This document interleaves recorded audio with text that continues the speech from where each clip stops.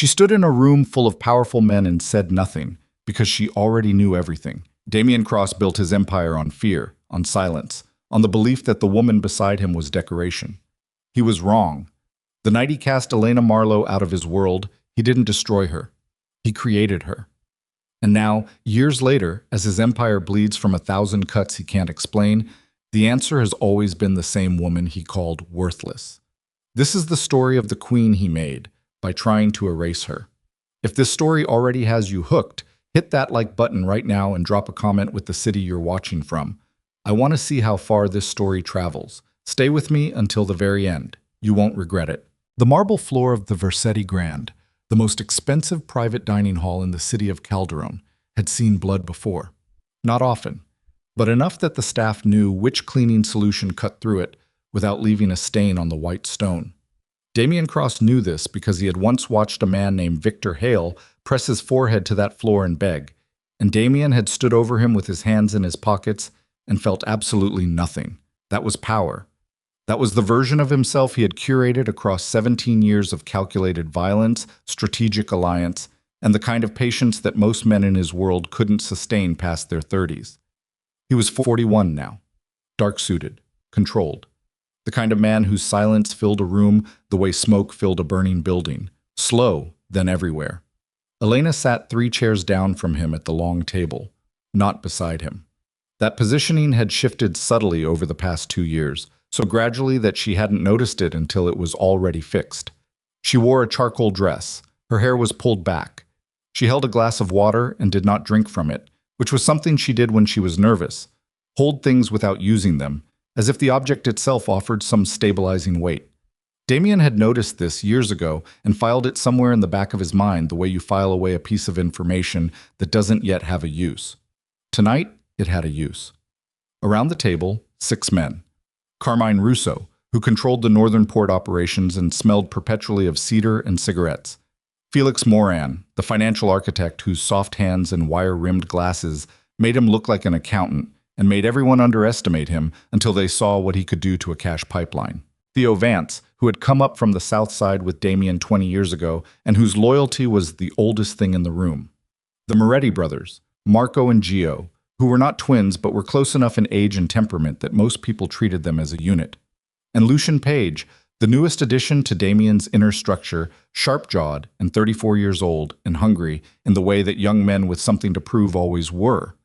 Elena was the only woman. She had been the only woman at most of Damian's tables for 8 years of marriage.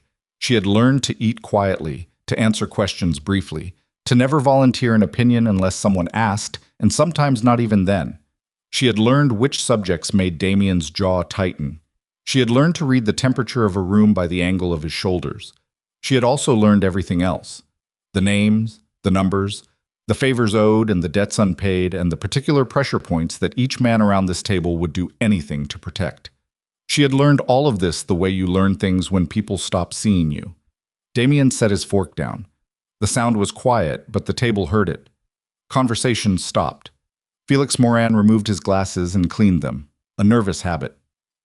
"The Salcedo shipment," Damian said. Theo Vance shifted in his chair. "We've been over this. We haven't been over it enough, apparently. 300,000 in goods, and not a single unit accounted for. Somewhere between the warehouse and the delivery point, the entire operation dissolved." Damian's voice was flat. "That doesn't happen by accident. The investigation is ongoing. The investigation." Damian repeated the phrase like it tasted bad. "A week of investigation and we have nothing. Which means either everyone in this room is incompetent or someone is protecting whoever took it." Silence. Marco Moretti cleared his throat. There was a gap in the security rotation. It could have been an outside. It wasn't outside. Damian looked at him. The gap in the rotation was created from inside. "I know this because I had it created as a test, and someone used it." He let that sit for a moment. "So now we have a more interesting problem." Elena watched his hands. He hadn't touched his water glass. He always touched his water glass when he was managing his temper. The fact that he wasn't managing it, he was using it. Lucian Page leaned forward slightly. "What do you need from us?" Damian didn't answer immediately. He picked up his glass finally, drank, set it down with the particular deliberateness of a man performing calm. Then he looked at Elena. She felt it before she processed it. The quality of his attention, not the passive disregard she'd grown accustomed to, but something focused and cold. Elena. Yes. The account transfers we discussed last month. The ones you were supposed to verify before the Salcedo arrangement was finalized. She held still. I verified them. Moran tells me there were discrepancies. She looked at Felix Moran. He was studying his plate. He did not look up. There were no discrepancies when I reviewed them, she said. Her voice was level. She had spent 8 years making her voice level. I sent you the summary directly. The summary you sent me was missing the secondary ledger documentation. I wasn't given the secondary ledger. You're saying Moran didn't give you the secondary ledger? Felix Moran still didn't look up. Elena understood then, not with surprise. Surprise had left her marriage somewhere around year 3, but with the particular cold clarity of a thing finally arriving that you had been waiting for without knowing it. She understood the shape of what was happening. The table, the placement of blame, the missing documentation that wasn't missing, that had simply been withheld. Damien had built this evening the way he built everything, deliberately, in advance, with all the exits already accounted for. She was the exit. I handled what I was given, she said. What you were given wasn't enough. Damien turned back to the table. Gentlemen, the gap in our security and the failure to properly document the Salcedo transfers were connected errors. Both originated in administrative oversight that I should have managed more closely. He paused. I take responsibility for placing trust where it wasn't warranted. He was not looking at her anymore. He didn't need to. Carmine Russo spoke first because Carmine Russo always needed to fill silence. These things happen. You tighten the operation going forward. The operation is already tightening, Damien said, starting tonight. Elena set her own glass down. She breathed through her nose. The marble floor was very white beneath the candlelight. She thought, I knew this room before any of you were in it. I know where Theo Vance hides his real accounting. I know that Felix Moran has been skimming 2% off every offshore transfer for 4 years. I know that Marco Moretti's youngest brother is living under a false name in a city Damien doesn't know about, and that Marco would do anything to keep it that way. She thought all of this. She said nothing, because she had learned in 8 years beside this man that the moment you spend your information is the moment you lose it. The night ended with handshakes and heavy coats and the sound of car doors closing in the private parking structure below. Elena stood in the corridor outside the dining hall while the staff cleared the table through the open double doors. The candlelight from inside made long shadows on the marble. Damien came out last. He didn't look surprised to find her there. He didn't look much of anything. You set me up, she said. I addressed a liability. That's not what I said. He was quiet for a moment. He straightened his cufflink, left one, always, and looked at her the way he looked at most things, like he was calculating the cost of it. The men in that room needed to believe the organization is solid, he said. They needed someone to absorb the uncertainty about Salcedo. You were available. I'm your wife. You're also the least consequential person at that table. He said it without cruelty. That was somehow worse. Nobody at that table will question what I assigned to you. Nobody will push back. The narrative holds and we move forward. That's what matters. And what about what actually happened with Salcedo? That's not your concern. It was my concern 20 minutes ago when you needed something to blame. Something shifted behind his eyes. Not guilt. Damien Cross had not experienced guilt in any functional sense for longer than either of them could probably calculate. But there was something, an acknowledgement, maybe, that she had landed a real point, followed almost immediately by the decision to discard it. You'll receive the standard account transfer in the morning, he said. You should think about whether Calderon still makes sense for you going forward. She stared at him. Are you telling me to leave the city? I'm telling you to think about your options. He adjusted his jacket. You're smart, Elena. You always have been. But smart without leverage is just potential, and your potential here has reached its ceiling. He walked past her toward the elevator. She stood in the corridor for a long time after he was gone. The staff moved around her like water around a stone. The candles in the dining room were being extinguished one by one, and each time one went out the shadows on the marble shifted and stretched. She had no leverage. That was what he believed. That was what he had always believed. 3 days later, she was gone from the house on Meridian Hill. The white stone townhouse with the private garden and the imported kitchen tile and the security cameras she had spent 4 years memorizing the blind spots of. She left with the suitcase and a leather portfolio case and the contents of a safety deposit box that Damien didn't know she had maintained at a private bank in the Calderon financial district. The box contained 2 alternate identification documents that had taken her 18 months to quietly acquire. $60,000 in cash in 3 currencies. A micro SD card that she had been building for 6 years, backing it up across 3 encrypted cloud accounts under names that had no connection to hers. The micro SD card contained documentation. Not everything. She wasn't reckless. But enough.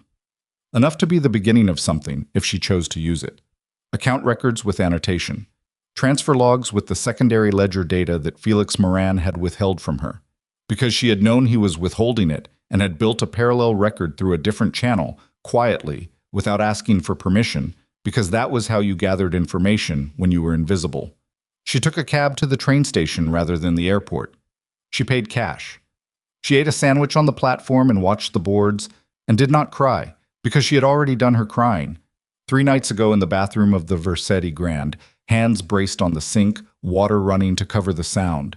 And she had decided when she lifted her head from that sink that it was the last time she was going to cry about Damien Cross. The train left Calderon at 7:40 in the morning. Elena watched the city shrink through the window, the white towers and the river and the bridges. She had arrived here at 26 years old with a graduate degree in financial economics and a talent for pattern recognition that her professors had described as unusually precise.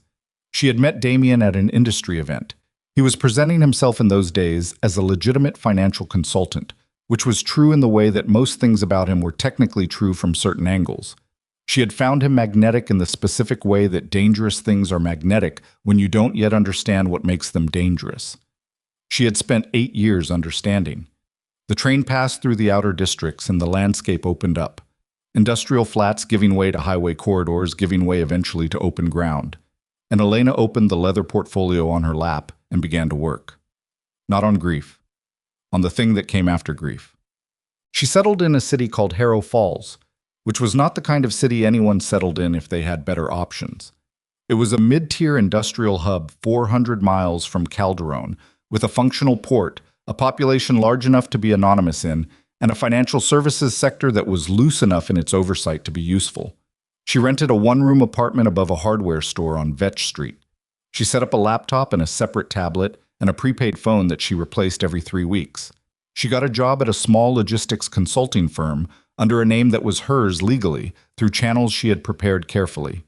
The job paid modestly and required her to work with shipping manifests and route optimization, which she did well and without drawing attention. In the evenings, she read, not novels, corporate law, regulatory frameworks, the specific mechanics of how financial crimes get prosecuted and how they don't. She had always been a good student, but she had never before been a student with stakes, real stakes, the kind that were attached to survival rather than achievement. She was 34 years old, she had no allies, she had a micro SD card and $60,000 and the most detailed mental map of a crime organization's structural weaknesses that she knew of outside of law enforcement. She did not contact law enforcement. She had watched what happened when people handed their information to law enforcement before they were ready.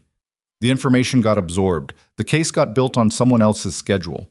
The person who had given the information became a variable to be managed rather than a participant in the outcome. Elena did not intend to become a variable. She spent 8 months in Harrow Falls. She built credit history under her new professional identity. She made one careful contact, a man named Oren Salas, who had formerly worked in compliance for a major regional bank before a falling out with his employer that he described carefully and that Elena decoded as he had found evidence of money laundering and had been given a choice between silence and unemployment, and he had chosen silence, and then unemployment had followed anyway. Oren was 53 and bitter and extremely good at financial forensics. She didn't tell him everything. She told him enough to determine whether he was useful and whether he could be trusted with carefully limited information. He was useful. He could be trusted with limits. Whatever you're building, he said to her one evening over coffee in a diner on the edge of the financial district, you're going to need a front, Something real. Something that produces actual revenue, so when people look at you, they see a company, not a person. I know. And you're going to need it in a jurisdiction where certain relationship structures between holding companies and parent entities are flexible. I've been looking at Port Cassian. He looked at her for a moment. Port Cassian was a coastal city with a reputation in the financial underworld as a place where paperwork moves smoothly if you knew the right notaries. That's a significant step. I've been sitting still for 8 months, she said. I'm done sitting still. He was quiet for a moment. Then, what did this person do to you? She drank her coffee.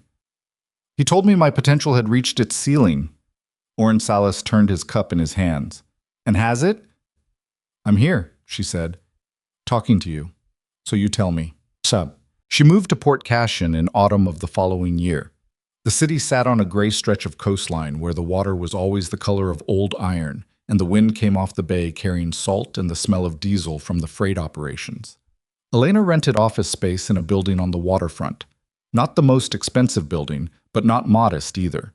The kind of office that said competent and stable without saying flashy and newly arrived. She registered a company called Marlowe Capital Advisory. The registration was clean. The structure beneath it was more complex.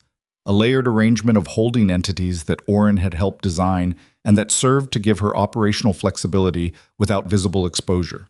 She had now spent 11 months and $42,000 of her reserves to reach this point. She began taking clients. Her first 3 were legitimate, small import businesses needing better financial architecture, a family-owned freight operation that was bleeding cash due to inefficient routing, a mid-tier real estate developer who needed someone to restructure his debt obligations.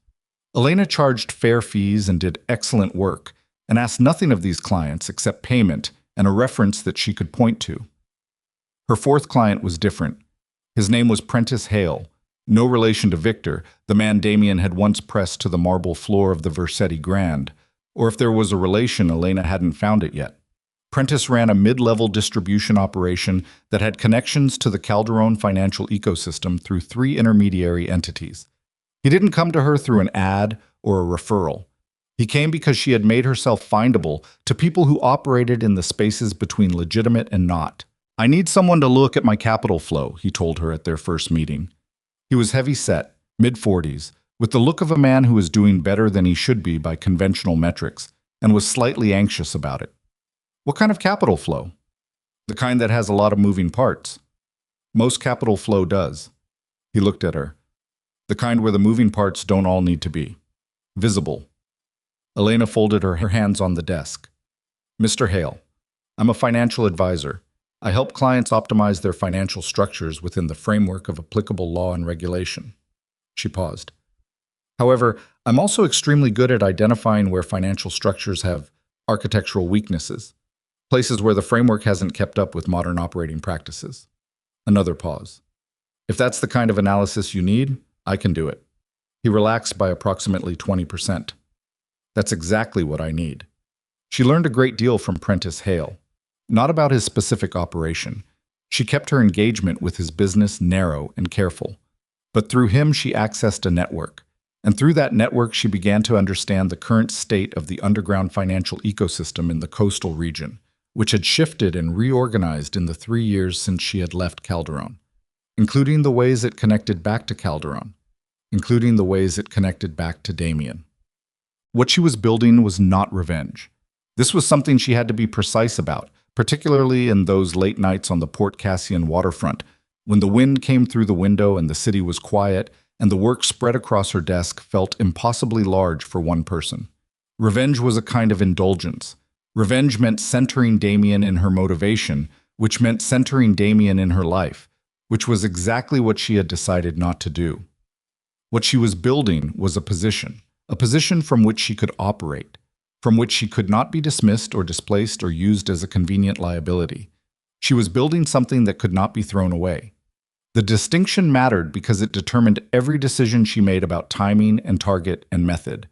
Revenge would have had her moving faster, going directly at him, spending her information in a dramatic confrontation. A position required patience. It required building until the building was real, until it had its own weight and momentum, until she was not acting from anger, but from strength. She recognized, deeply angry. She allowed herself to feel the anger. She did not allow it to be the engine. Year 2 in Port Cashin, Marlowe Capital Advisory had 6 employees and a client list that spanned the legitimate and the intentionally gray. Elena had replenished her initial reserves and was generating real revenue. Oren Salas had relocated and was running the forensic analysis function out of a back office.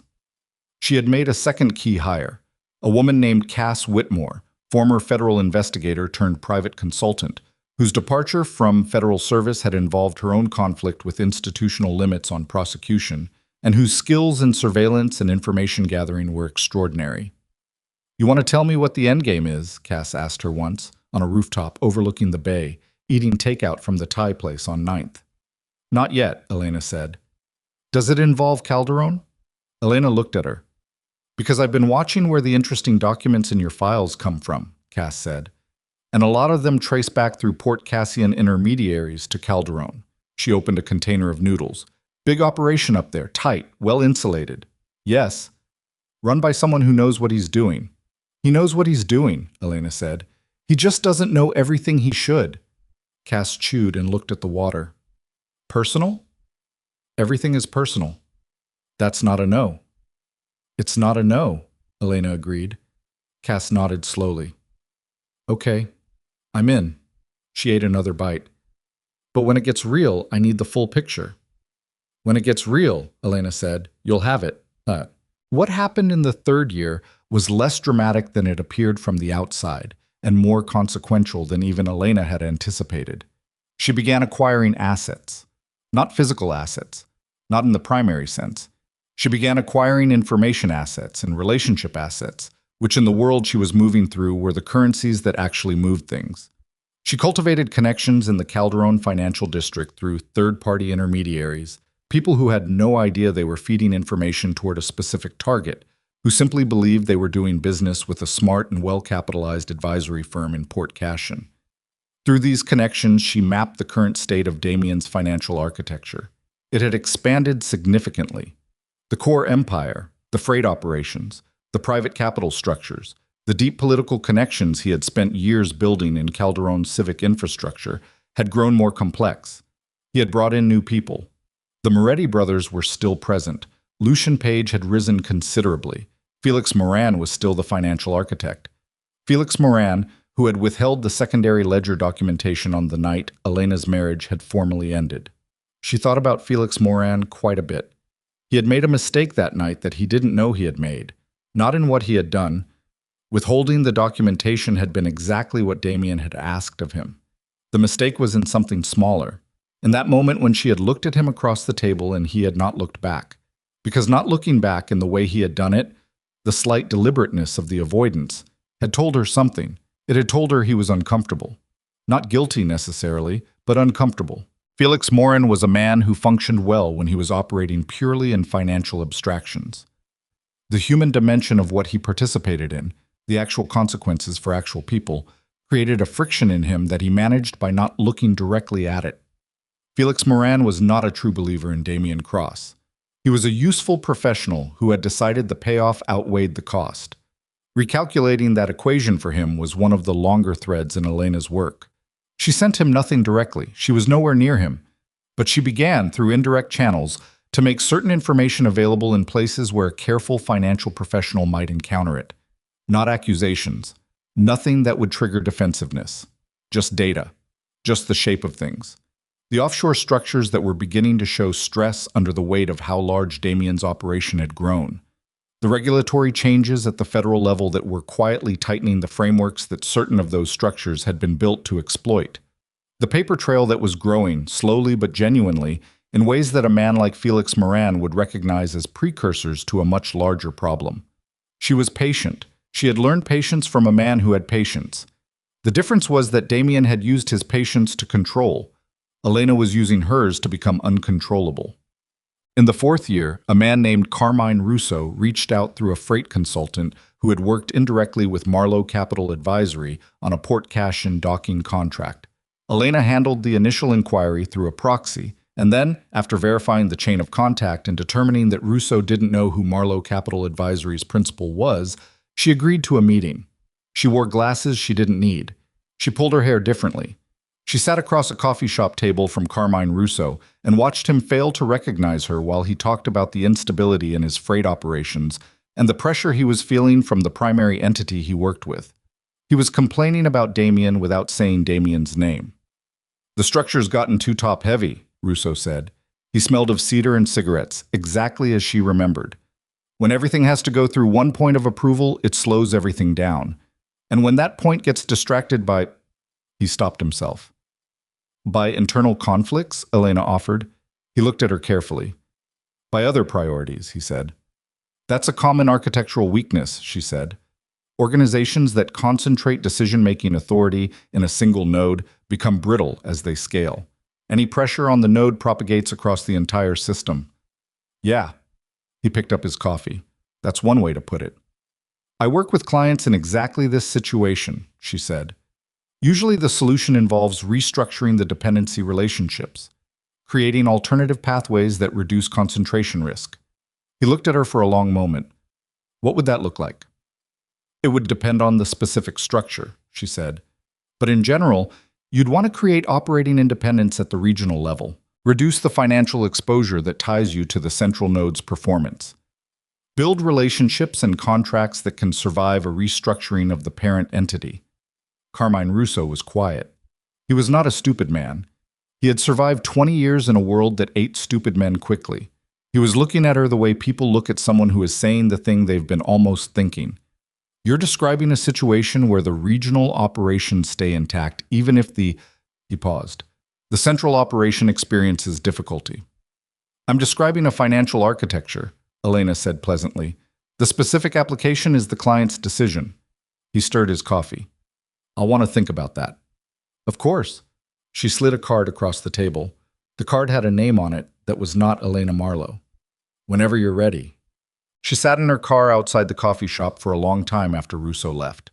She was not triumphant. She didn't feel the way she had imagined she would feel at a moment like this, at the first real confirmation that the thing she was building was working. She felt, mostly, very tired. And then underneath the tiredness, something steadier, something that didn't have a simple name. She drove back to the waterfront office. Cass was waiting. "How was the meeting?" "Productive." "He bite?"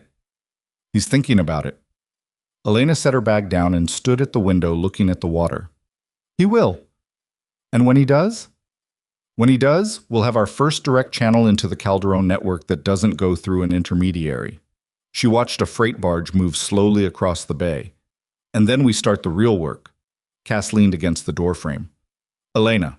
She turned. "When you finally move on the main target..." Cass chose her words with the care of someone who had learned not to be imprecise around careful people. "What does that look like? The end state. What does winning look like to you?" Elena was quiet for a moment. She thought about a marble floor. She thought about a man straightening his cufflink and telling her her potential had reached its ceiling. She thought about sitting on a train watching a city shrink. "I want him to see it coming," she said. "I want him to have enough time to understand exactly what's happening and exactly who is doing it. I want the moment when he realizes he made a mistake to be extended." Cass studied her. "And then?" she asked. "And then it's done," Elena said, "and I walk away."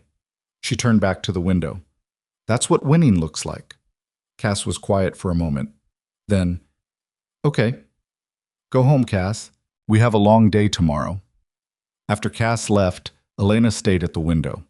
The freight barge had disappeared around the curve of the bay. The water was the color of iron in the failing light.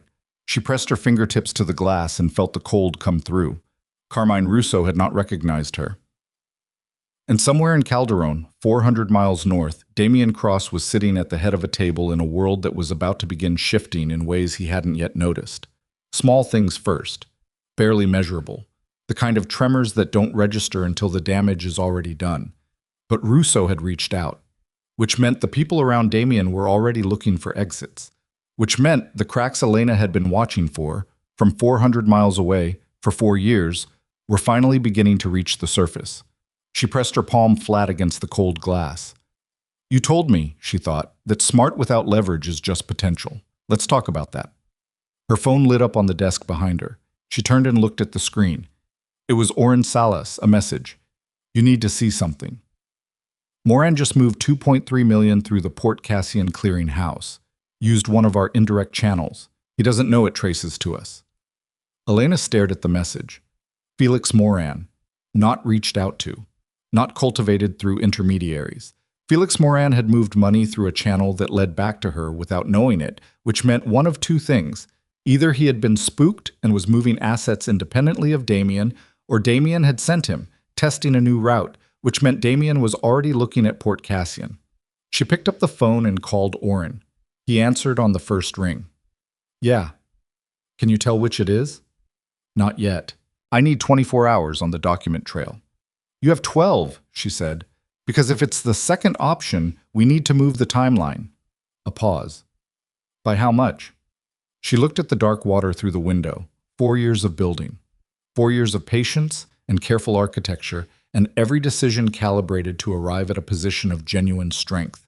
She had promised herself she would not move from anger. She had promised herself she would move from strength. She looked at what she had. She looked at what she knew. She thought about Damien Cross sitting 400 miles away, and whether he had yet felt even one tremor of what was coming, and the answer she arrived at was, not yet. But he's starting to pay attention, and that means the window is closing. By 6 months, she said. Another pause, then, Elena, are you sure? She was quiet for a moment. I've been sure for 4 years, she said. Oren Salas worked through the night. Elena didn't sleep.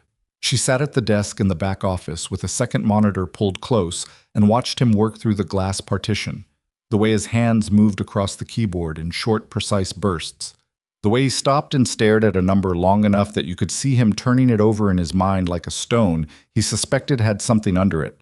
The office was quiet except for the ventilation system and the occasional sound of a freight truck passing on the waterfront road below. At 4 in the morning, he knocked on the partition glass with one knuckle.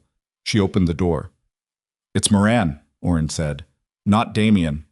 She sat down in the chair across from his desk. You're certain. The transfer structure uses an obfuscation method. I've seen Moran used twice before in the Cross organization's historical records. It's his signature, not the organization's standard method. He built his own pathway. Oren took his glasses off and pressed 2 fingers to the bridge of his nose. He's moving money without Damien's knowledge. How much total? Not just this transfer. I need more time to estimate. He put his glasses back on, looked at the screen. If this is consistent with the frequency I'm seeing in the preliminary pattern, 7 to 9 million, over approximately 14 months. Elena was quiet. $7 to $9 million. Felix Moran, the soft-handed accountant with the wire-rimmed glasses who had not looked at her across the table at the Versetti Grand, had been building his own exit fund for over a year. He was not running because of anything Elena had done. He was running because he had decided on his own, in his own time, that the ship was going to sink, which meant Felix Moran had information about the organization's health that she didn't yet have. I need to know what he knows, she said. That means contact.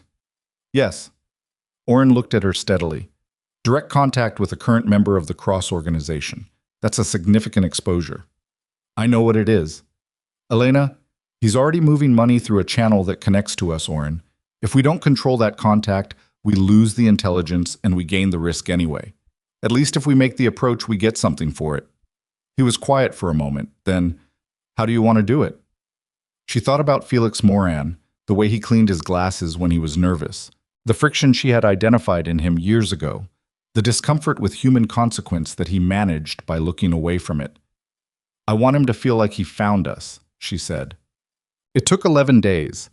Cass built the approach carefully, a series of indirect signals placed in financial forms and encrypted channels that Moran's documented browsing behavior suggested he monitored. Not invitations, not contact, just the presence of a name, Marlowe Capital Advisory. Just enough information about the firm's capabilities and discretion to be findable by someone who was already looking. On the 12th day, Felix Moran sent an inquiry through a proxy email account to Marlowe Capital Advisory's secure contact portal. The inquiry was technically about investment diversification. Elena read it 3 times. Then she had Cass run a full verification sweep to confirm the origin. Then she wrote the response herself, carefully, in the voice of a senior advisor who saw a prospective client with complex needs and unremarkable schedule availability. They arranged a meeting in a neutral city, a place called Grayfield, roughly equidistant between Calderon and Port Cashin, a financial satellite city with enough institutional density that two professionals meeting for coffee didn't register. She wore the glasses again. Different hair. A jacket she'd bought specifically for this and would not wear again afterward. Felix Moran arrived 4 minutes early, which told her he was anxious.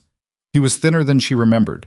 He had switched from wire-rimmed glasses to frameless ones. He ordered a black coffee and wrapped both hands around the cup, even though the cafe was not cold. He didn't recognize her. She had prepared for the possibility that he might, that something in her voice or her movement would surface a memory. But she watched his face during those first 30 seconds of introduction, and there was nothing. Not a flicker. She had been invisible to him for 8 years, and invisibility, it turned out, was durable. "Thank you for making time," he said. "Of course." She opened a leather folder on the table. "You mentioned in your inquiry that you're looking at portfolio restructuring with a particular focus on offshore resilience. That's one way to put it." He looked at the table, then at her. "I need assets that aren't exposed to a particular regulatory environment. Calderon's regulatory environment has been tightening considerably." He went still for just a fraction of a second. She caught it. "Among other things," he said carefully. "Mr. Moran." She set her pen down. "I work with clients who have complex exposure profiles.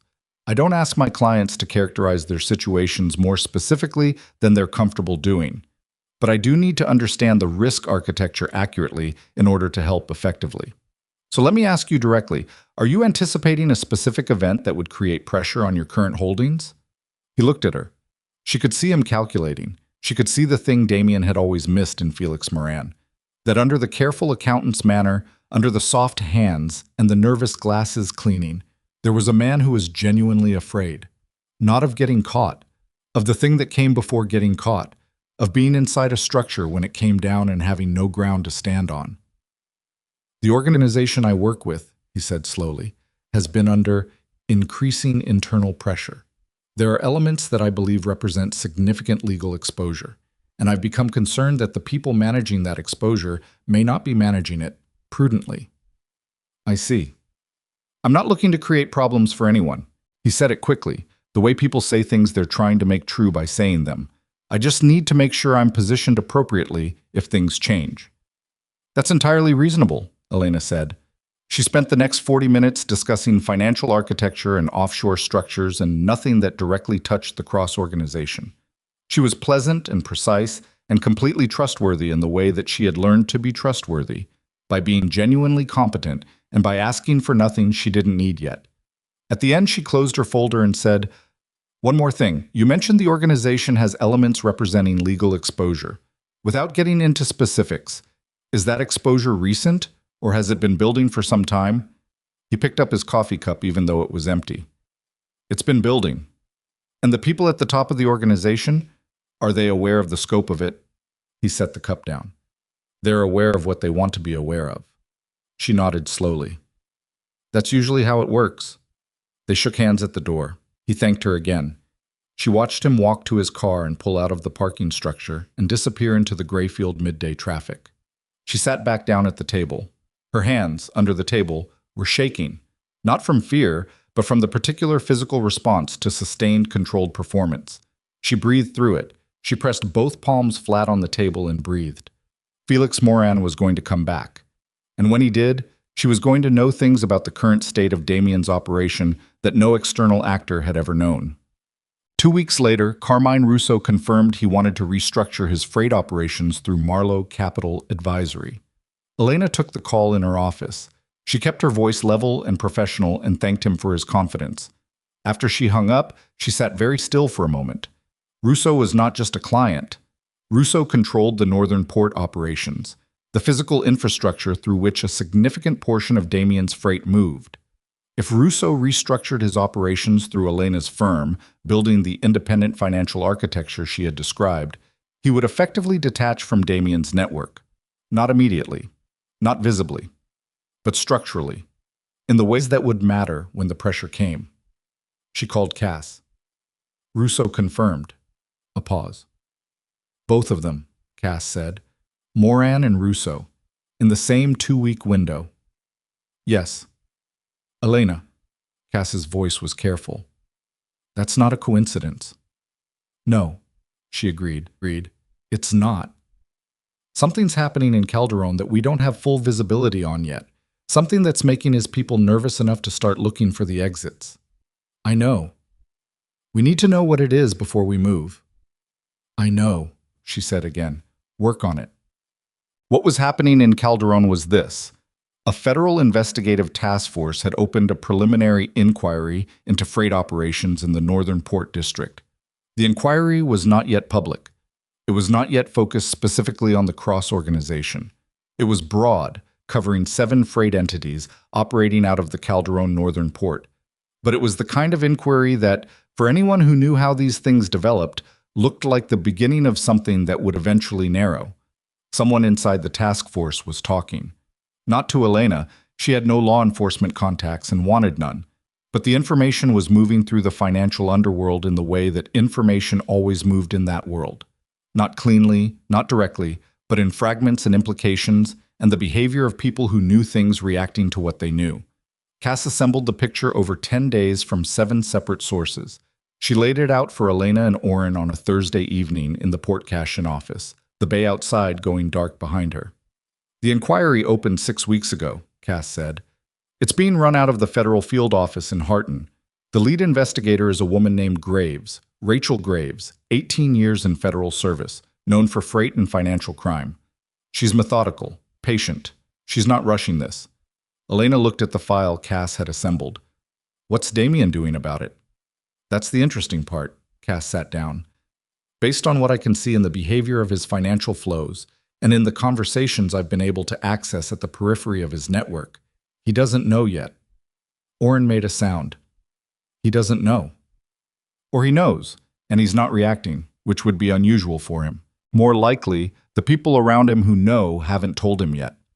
Russo found out through a Port Authority contact. Moran probably found out through the banking channels. But whoever in Damien's inner circle was supposed to be monitoring this particular regulatory environment either missed it or is sitting on it. Elena thought about Lucian Page.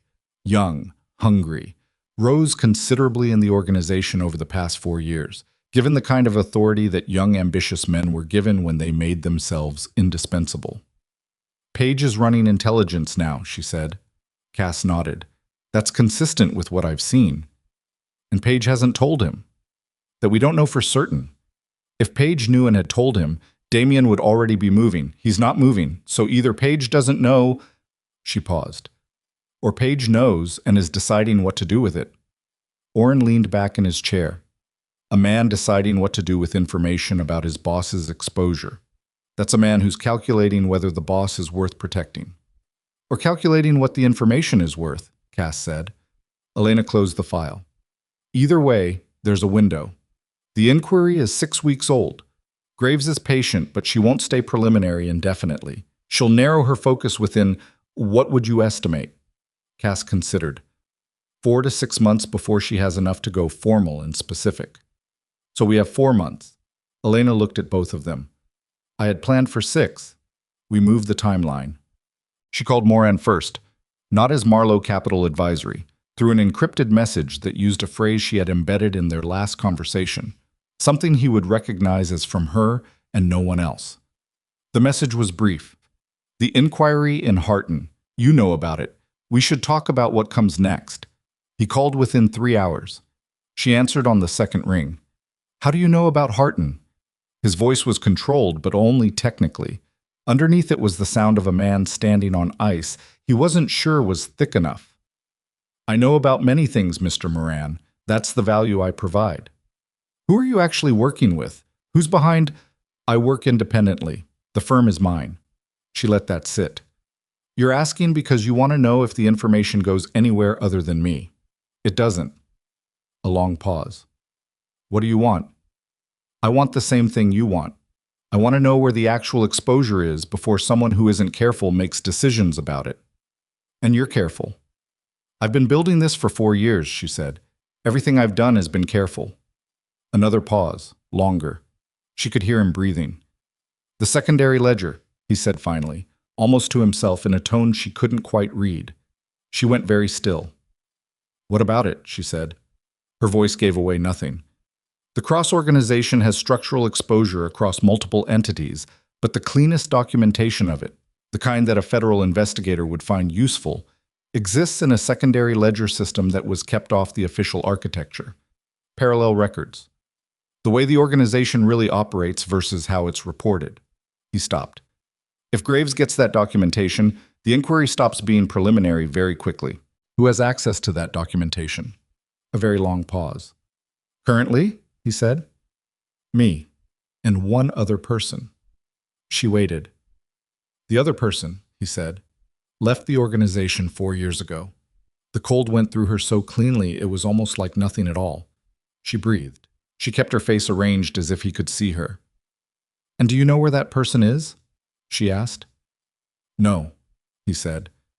But I've been thinking about her. He knew. Maybe not completely. Maybe not with certainty. But Felix Moran had been sitting with this for some time, the way she had sat with things, quietly, without acting on them prematurely. And he had arrived at the edge of knowing. Mr. Moran, she said, her voice was steady. I think we need to meet again. The silence on the line lasted 4 seconds. She counted them. Yes, he said. I think we do. She ended the call and set the phone on the desk and looked at her hands. They were not shaking this time. She was past shaking. She was somewhere on the other side of that, somewhere very quiet and very clear, where everything that was about to happen felt not like fear and not like triumph, but like the particular sensation of a door that has been locked for a very long time finally clicking open. Cass appeared in the doorway. Moran? She said. He knows who I am, or close enough to it that it doesn't matter. Cass absorbed this. Does that change the plan? Elena looked at the dark water through the window. 4 years. Every step calibrated. Every move made from patience rather than impulse. She thought about what it meant that Felix Moran had been thinking about her, had been sitting 400 miles away inside Damien's organization, moving money through channels that led back to her without knowing it, and carrying the thought of her like a question he wasn't ready to ask yet. She thought about what it meant that when she had finally, obliquely, made herself findable, he had found her. It doesn't change the plan, she said. It accelerates it. She picked up her phone and called Oren. Get me everything on the Harton Inquiry's current document requests. Every entity they've formally contacted. I need it by morning. That's not easy information to... I know it's not easy. That's why I'm asking you and not someone else. She hung up. She stood at the window for a long time. The freight barge she'd watched weeks ago, or one exactly like it, was moving again across the dark water, slow and heavy, and fully loaded, running on nothing but its own momentum now. Somewhere in Calderon, in a white stone building on Meridian Hill, or in the cold marble halls of the Versetti Grand, Damien Cross was sitting at the head of a table that was 4 years into the process of being dismantled, without his knowledge, by a woman he had decided was the least consequential person in the room. And tomorrow, Elena Marlowe was going to meet Felix Moran face to face, without the glasses, without the different hair, and she was going to look at him directly across a table for the first time since the night he had refused to look back. And she was going to find out exactly how much he knew, and exactly what he was willing to do about it, and exactly what it was going to cost him. And if that meeting went the way she believed it was going to go, then the thing she had been building for 4 years was about to stop being invisible. Damien was going to feel the first real tremor, and this time he would know the ground was moving, but he would not yet know why, or from where, or that by the time he understood the answer to all 3 of those questions, there would be nothing left to hold on to. The meeting with Felix Moran was set for a Tuesday. It didn't happen on Tuesday. Monday night at 11:43, Cass called Elena's cell from a number Elena didn't recognize. That was their protocol for compromised situations. A number Elena knew to answer, but that carried no traceable connection between them. She answered on the first ring. Don't go tomorrow, Cass said. Elena was already at her desk. She had been at her desk since 9, reviewing the Harton inquiry documentation that Oren had assembled, building the framework of what she intended to say to Moran, how much to give him, and how much to hold. What happened? It wasn't a question. The way Cass had said don't go, flat, no preamble, told her the category of problem before the details arrived. Lucian Page, Cass said. He knows about the meeting. The room went very quiet. Elena set down her pen. How? Moran told him. She breathed through her nose, once, slowly. When? This afternoon. 3 hours after your call with Moran, Page has surveillance on Moran's communications. Not Damien's surveillance, his own. He's been running a parallel monitoring operation inside the organization for at least 8 months. A pause. Elena, Page isn't just Damien's intelligence head. He's been building his own position inside the network. He knows about the Harton inquiry. He's known for 6 weeks. He hasn't told Damien. Elena looked at the wall, at the map of Port Cassian's financial district she'd pinned there 14 months ago with color-coded notations. At all the careful architecture of 4 years rendered suddenly fragile by a single phone call from a frightened accountant to a hungry young man. What does Page want? She said. I don't know yet. But he's not moving against you directly. Not yet. Yet. He's watching. Another pause. He traced the Grayfield meeting. He knows Marlowe Capital Advisory. He hasn't connected it to you personally, but he's digging. How long before he connects it? At the rate he's moving? 48 hours. Maybe less if he has better resources than I've identified. Elena stood up from the desk. She walked to the window. The bay was black at this hour, the freight lights moving like slow stars on the water. 48 hours, 4 years. She pressed 2 fingers to the glass and felt the cold. Is Oren secure? She said. I'm pulling his exposure now. What about Russo? Russo hasn't been contacted by Page yet. Get to Russo first thing tomorrow, not through our usual channel. Direct contact, whatever cover is cleanest. He needs to know to go dark on all communication with us until I say otherwise. She paused. And Cass? Yeah. Where are you right now? Parking structure on 4th. I've been mobile since I confirmed the Moran call. Stay mobile. Don't go back to the office or your apartment tonight. A brief silence. How bad is this? Elena thought about Lucian Page. She had accounted for him in the architecture of her plan, had noted his rise, had flagged him as a variable, had assessed him as an ambitious but ultimately secondary player orbiting Damien's authority. She had not assessed him as someone running his own intelligence operation inside the organization. She had not assessed him as someone capable of the kind of long-game patience that parallel surveillance required. She had underestimated him. The recognition of that landed in her chest like something physical. It's manageable, she said, because it had to be. Get me everything on Page by 6 a.m. She ended the call and stood at the window for a long time. She didn't sleep. By 3 in the morning, she had pulled every file she had on Lucian Page and rebuilt her assessment from the beginning, discarding the prior version completely. What she found, looking at it without the assumption that he was secondary, was a different picture. Page had arrived in Damien's organization 8 years ago, the same year Elena was still in the marriage. She had met him twice during that period. He had been 26, deferential in the specific way of young men who have learned that deference is a tool rather than a posture. She had noted that he listened more than he spoke. She had noted that he remembered things. She had not noted what he was building. But now, reading his organizational moves backward with the right frame, she could see it. The careful cultivation of relationships with mid-level operators across multiple divisions, not just in his own function. The way he had absorbed responsibilities that technically belonged to other people, incrementally, without triggering resistance because he always framed it as helping. The surveillance on Moran, which she now understood was not about Moran specifically, but about maintaining leverage on anyone in the organization who might have independent information. Lucian Page was doing what she was doing, not to Damien, not yet. But he was building a position, he was building leverage. He was operating on a timeline that served his own interests, not Damien's. She sat with this for a long time. Then she thought, he doesn't know who I am yet. He knows Marlowe Capital Advisory. He knows there's an external actor that Moran and Russo have been in contact with.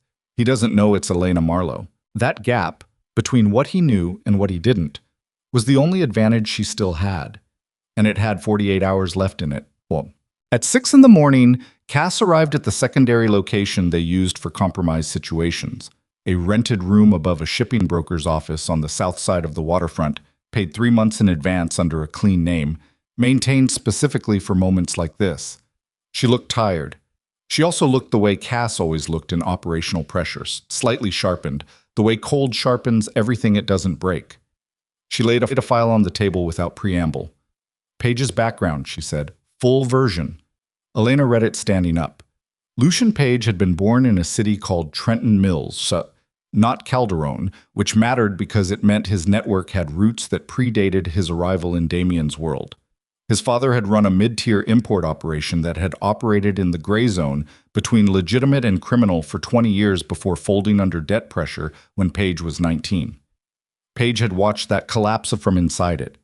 He had watched his father make decisions that were individually defensible and collectively catastrophic because his father had never built a structure that could survive pressure from above. Page had apparently decided not to repeat that mistake. He reached out to someone in Calderon last night, Cass said, pouring coffee from a thermos she'd brought. A contact in the city property records office. He's pulling registration information on entities with Port Cassian addresses that appear in Moran's recent financial activity. That's the path to Marlowe Capital Advisory. Yes, and from there, 15 minutes of corporate registration research gets him to the founder's name. Cass set the thermos down. Your legal name, the one on the registration. Elena looked up from the file. It was not the name Elena Marlowe. It was the operational name she had built her new professional identity around, the name that appeared on the Marlowe Capital Advisory registration, the one that had 18 months of clean business history attached to it. A name that was genuinely hers through legal channels. But it was a name that, if someone started pulling the thread backward with sufficient resources, eventually connected to Elena Marlowe. How far back does the connection go, she said. The legal documentation that links the two names is in a registry in a different jurisdiction. Standard background research wouldn't surface it. But someone who's specifically looking, Cass stopped. How long? If Page is as good as his behavior suggests. A week. Maybe less if he has a contact in that jurisdiction. Elena closed the file. She set it on the table and pressed her palms flat on the cover. 1 week, or less. We need to move now, she said. Elena, not the full plan. We don't have the preparation for the full plan on this timeline, but we need to change what Page sees when he looks. We need to make Marlowe Capital Advisory look like something other than what it is before he gets there. Cass was quiet for a moment. What do we make it look like? Elena thought. She thought about the secondary ledger documentation on the micro SD card. She thought about Moran, who had confirmed its existence and confirmed that she was one of 2 people who had access to it. She thought about the Harton inquiry and Rachel Graves and 4 to 6 months of patience that Elena no longer had. She thought about all the ways she had built this to arrive in strength rather than desperation, and the specific cruelty of watching that architecture compress under pressure into something that required a different kind of decision. We go to Graves, she said. Cass stared at her. The federal investigator. We make contact with the Harton inquiry. You said you'd never— I know what I said. Elena. Cass's voice was careful in the way it got when she was managing her own reaction rather than just reporting. If we go to Graves, the timing is no longer ours. The investigation moves on their schedule. You become a source, not a principal. Everything you've built, everything I've built is 48 hours from being exposed to a man who will use it for his own purposes and leave me with nothing. She looked at Cass directly. I built a position. The position is compromised. So I use what I have before I lose the ability to use it at all. Cass sat down. She wrapped both hands around her coffee cup, the gesture so unexpectedly similar to the way Felix Moran had held his in the Grayfield Cafe that Elena felt something lurch in her chest. There's another option, Cass said. Tell me. Page. She looked up. You said he's building his own position. He's been sitting on the Harton information for 6 weeks. He hasn't told Damien, which means he's already decided Damien is not someone he needs to protect. She paused. What if you got to Page before he gets to you? Elena looked at her. He doesn't know who you are yet, Cass said. But he knows Marlowe Capital Advisory is significant. He knows Moran and Russo are connected to it. He's digging because he wants leverage on whatever this is. Not necessarily because he wants to protect Damien. She leaned forward slightly. If you approach him correctly, if you make him understand that you're a more valuable alliance than whatever he's currently calculating, I'd be bringing someone from inside Damien's organization into direct knowledge of my identity and my operation, Elena said. You'd be turning his leverage attempt into something you control. The silence in the room was the particular kind that comes when two careful people are both running the same calculation and haven't yet arrived at the same answer. If Paige decides not to make the deal, Elena said, he goes straight to Damien with everything he has, and I'm exposed before I've done anything. Yes. And if I go to Graves without approaching Paige first, Paige eventually surfaces as an independent variable inside the investigation and potentially compromises the timeline or the outcome anyway. Also, yes. Elena stood up. She walked to the window of the south side room. The view here was not the open bay, but an alley and a portion of the freight road and the back wall of a warehouse with a shipping company's faded logo on it.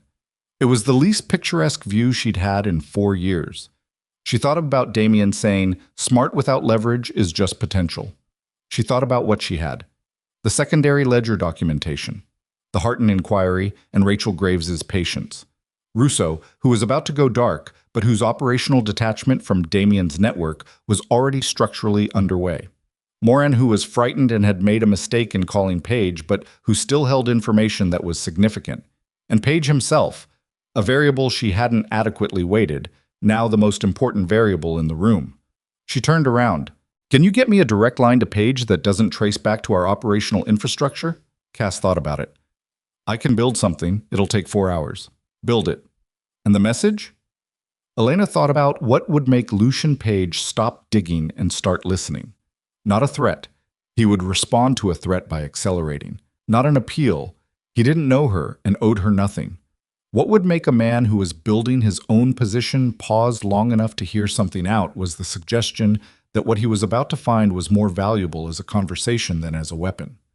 Tell him, she said slowly, that the person he's looking for found him first, and that she has something he needs more than he knows. Cass nodded once and opened her laptop. Elena sat back down at the table and pulled the page file back in front of her. She had 4 hours. She read every page twice. Page responded in 40 minutes. That was the first thing that told her he was better than she'd given him credit for. 40 minutes meant he hadn't panicked, hadn't dismissed it, hadn't needed to confer with anyone. He'd read the message and responded from his own judgment. The response was 6 words. Name a place. Not Port Cashion. She named a place. A hotel lobby bar in a city called Selden, 2 hours by train from Port Cashion, 3 from Calderon. Neutral geography. Public enough that neither of them would do anything irreversible. She took the first train out. Lucian Page was already at the bar when she arrived. He was dressed without the suit he'd worn at every Versetti grand dinner she had ever observed him at. Jeans, a dark jacket, unremarkable. He had chosen a table near the back with sight lines to both exits. He was drinking water. He looked at her when she came through the door, and she watched his face do the thing that faces do when something resolves, when the uncertain outline of a thing snaps into a specific recognizable shape. He knew her, not from Marlowe Capital Advisory, from before. She sat down across from him. Elena Marlowe, he said. Not a question. Lucian. He looked at her for a long moment. His face was controlled in the way that young men who have trained themselves to be controlled looked controlled, with the slight excess effort of something not yet fully natural. You've been running an operation out of Port Cassian for 4 years, she said, targeting the Cross organization, building a position. He tilted his head slightly. What's the difference? Targeting is reactive. I'm not reactive. He was quiet. He looked at her the way she had looked at the page file at 3 a.m, with the specific attention of someone rebuilding an assessment from the beginning. You left with nothing 4 years ago. I left with enough. The secondary ledger documentation. He said it like he'd been sitting with it. She didn't confirm or deny. She waited. Moran talked, he said. Moran is frightened. Frightened people talk. And you use that. I listened. There's a difference. He looked at the table. He picked up his water glass and set it back down without drinking. What do you want from me? I want to know what you're going to do with what you know. And if I say I'm going to take it to Damien? She looked at him steadily. You've been sitting on the Harton information for 6 weeks. If you were going to take things to Damien, you would have done it 6 weeks ago. Something shifted in his expression. Not quite respect. The precursor to respect. The acknowledgement that the person across from you is tracking accurately. He's going to fall, Paige said. Flat. The way you say something you've already finished deciding. Yes. I've known that for longer than 6 weeks. He looked at her directly. I've been making sure I'm not standing next to him when it happens. And now you know I'm the reason it's happening. Are you? Not entirely. He built the exposure himself. I'm just making sure it surfaces in a way that's complete. Paige was quiet for a long moment. A couple passed near their table. Both of them went briefly still and said nothing until the couple moved on. The secondary ledger, Paige said. If that documentation reaches the Harton investigation, the inquiry stops being preliminary within weeks. Every entity in the Northern Port operation becomes a target, including some operations that are, he paused, adjacent to the Cross organization but structurally independent. She looked at him. Operations you've been building out. He didn't answer. She understood then. Paige wasn't just building a position inside Damien's organization. He had been building something separate, using his access and his position and the relationships he'd cultivated across multiple divisions to establish independent operations that would survive whatever happened to the core entity. He was not planning to jump ship. He was planning to have already built another ship before the first one went down. And the Harton investigation, if it moved too fast and too broadly, could sweep up things that Damien hadn't built. Things Paige had built. I can give Graves a very specific scope, Elena said carefully. The documentation I have is detailed enough that I can direct the investigation toward particular entities and structures without spreading broadly. He looked at her. You'd protect my operations, he said. I'd provide documentation that accurately targets the Cross organization's core financial architecture. What falls outside that scope falls outside that scope. In exchange for what? You stop digging into Marlowe Capital Advisory.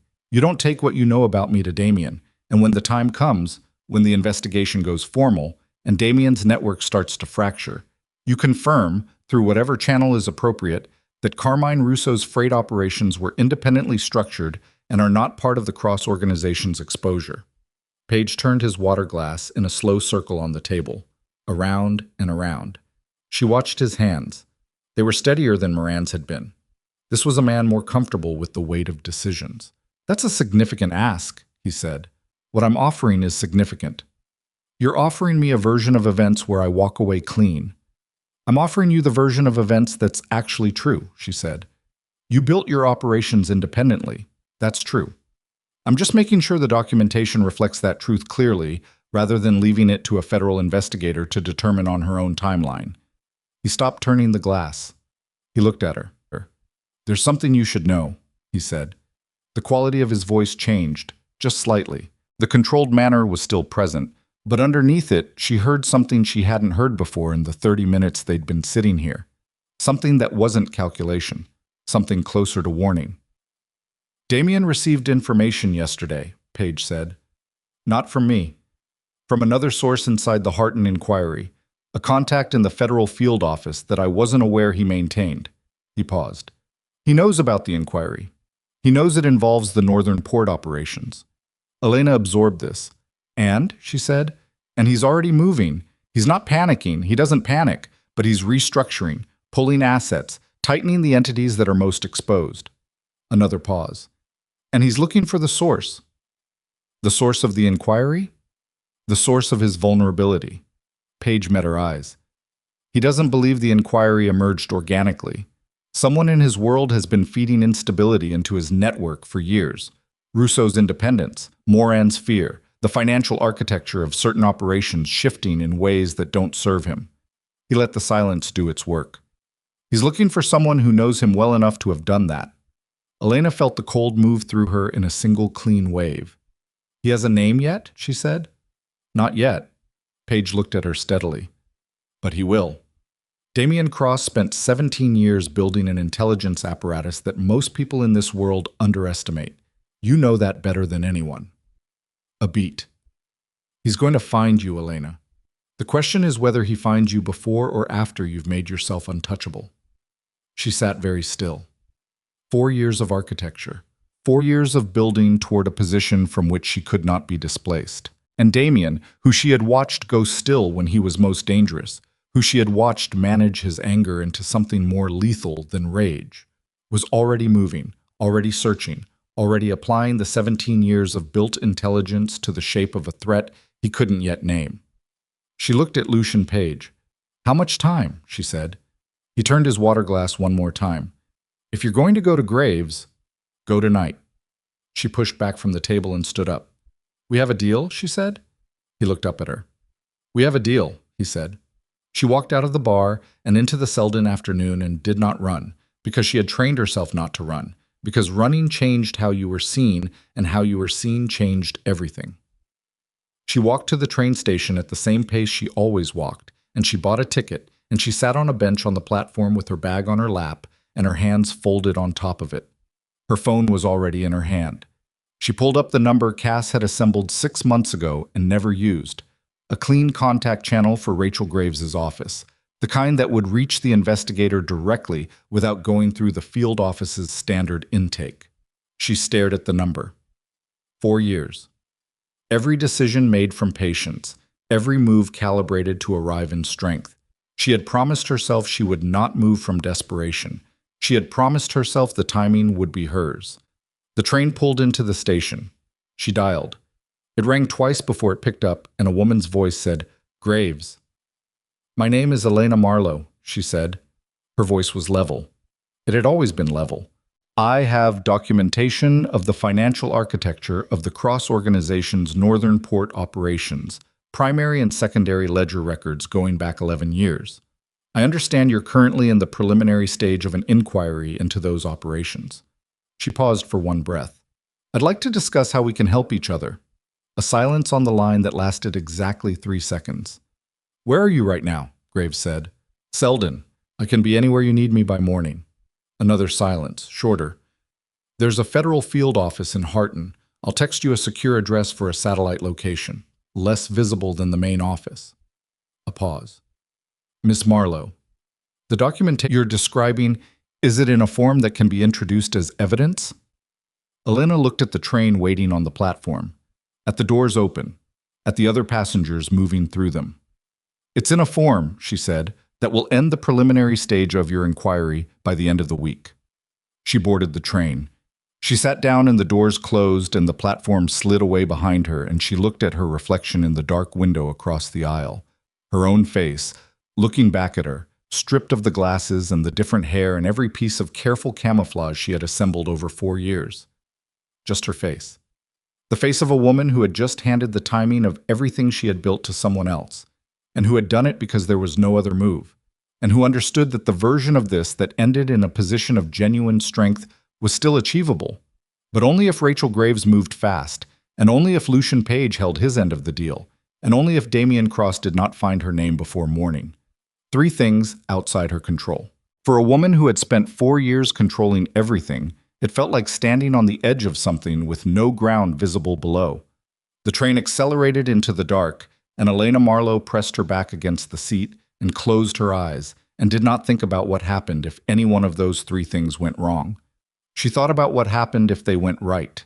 She thought about that until the train crossed the outer edge of Selden's lights, and the window showed nothing but the black of open country moving past at speed, and somewhere behind her in the dark, 400 miles north, Damien Cross was turning over the shape of a threat he almost had a name for, pressing at the edges of it with the patience and precision of a man who had never yet failed to find what he was looking for.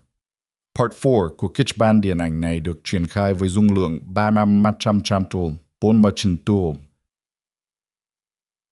Bắt đầu trực tiếp từ điểm kết thúc của Part 3.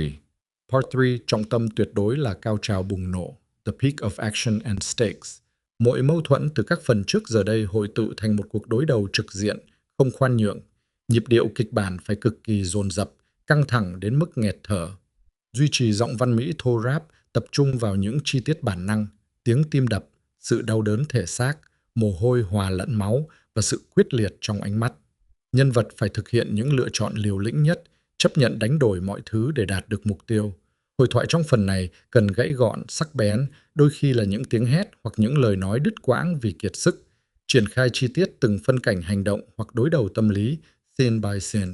Tuyệt đối không sử dụng gạch đầu dòng, tiêu đề phụ hay nhắc đến thực thể tôn giáo.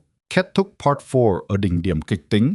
Ngay trước khi trận chiến cuối cùng ngã ngũ, hãy trình bày trực tiếp trong tin nhắn, viết cực kỳ chi tiết. Nếu đất giới hạn phản hồi, hãy dừng lại ở một câu rạng rỡ để tôi ra lệnh viết tiếp. Chidan Bat Buok, đây là một câu chuyện điện ảnh hoàn toàn hư cấu nhằm mục đích giải trí, không dựa trên bất kỳ sự kiện hay nhân vật có thật nào. Lưu ý đặc biệt quan trọng, nếu đạt đến giới hạn trả lời, không được dụng giữa câu, hãy viết nốt câu đó hoàn chỉnh, không mở rộng nội dung. Show more Part 4. Rachel Graves was not what Elena had constructed in her mind. She had built an image from the file Cass had assembled, 18 years federal service, methodical, patient, and had arrived at the satellite location in Harton expecting someone institutional, someone who moved in the particular measured cadence of people who had spent 2 decades inside a bureaucratic structure. Graves was 51 years old, with gray at her temples, and the kind of posture that came not from training, but from a lifetime of leaning forward over desks and tables and evidence files. She was already at the conference table when Elena was brought in at 6:40 in the morning, a cup of coffee in front of her that looked like it had been there long enough to go cold, a legal pad covered in handwriting on her left, and the expression of someone who had been awake longer than Elena and intended to stay awake longer still. She looked at Elena for a long moment before she said anything. Then, "You look like someone who ran a long way to get here." "I took a train," Elena said. "Sit down." Elena sat. There was no coffee offered. That was fine. She didn't need coffee. She needed this meeting to move fast. She set the leather portfolio case on the table, the same case she had carried out of Calderon 4 years ago, battered now, the corners worn pale. She opened it and laid the micro SD card on the table between them. Graves looked at it. "Tell me what's on it," Elena told her. She spoke for 40 minutes without stopping. Not everything.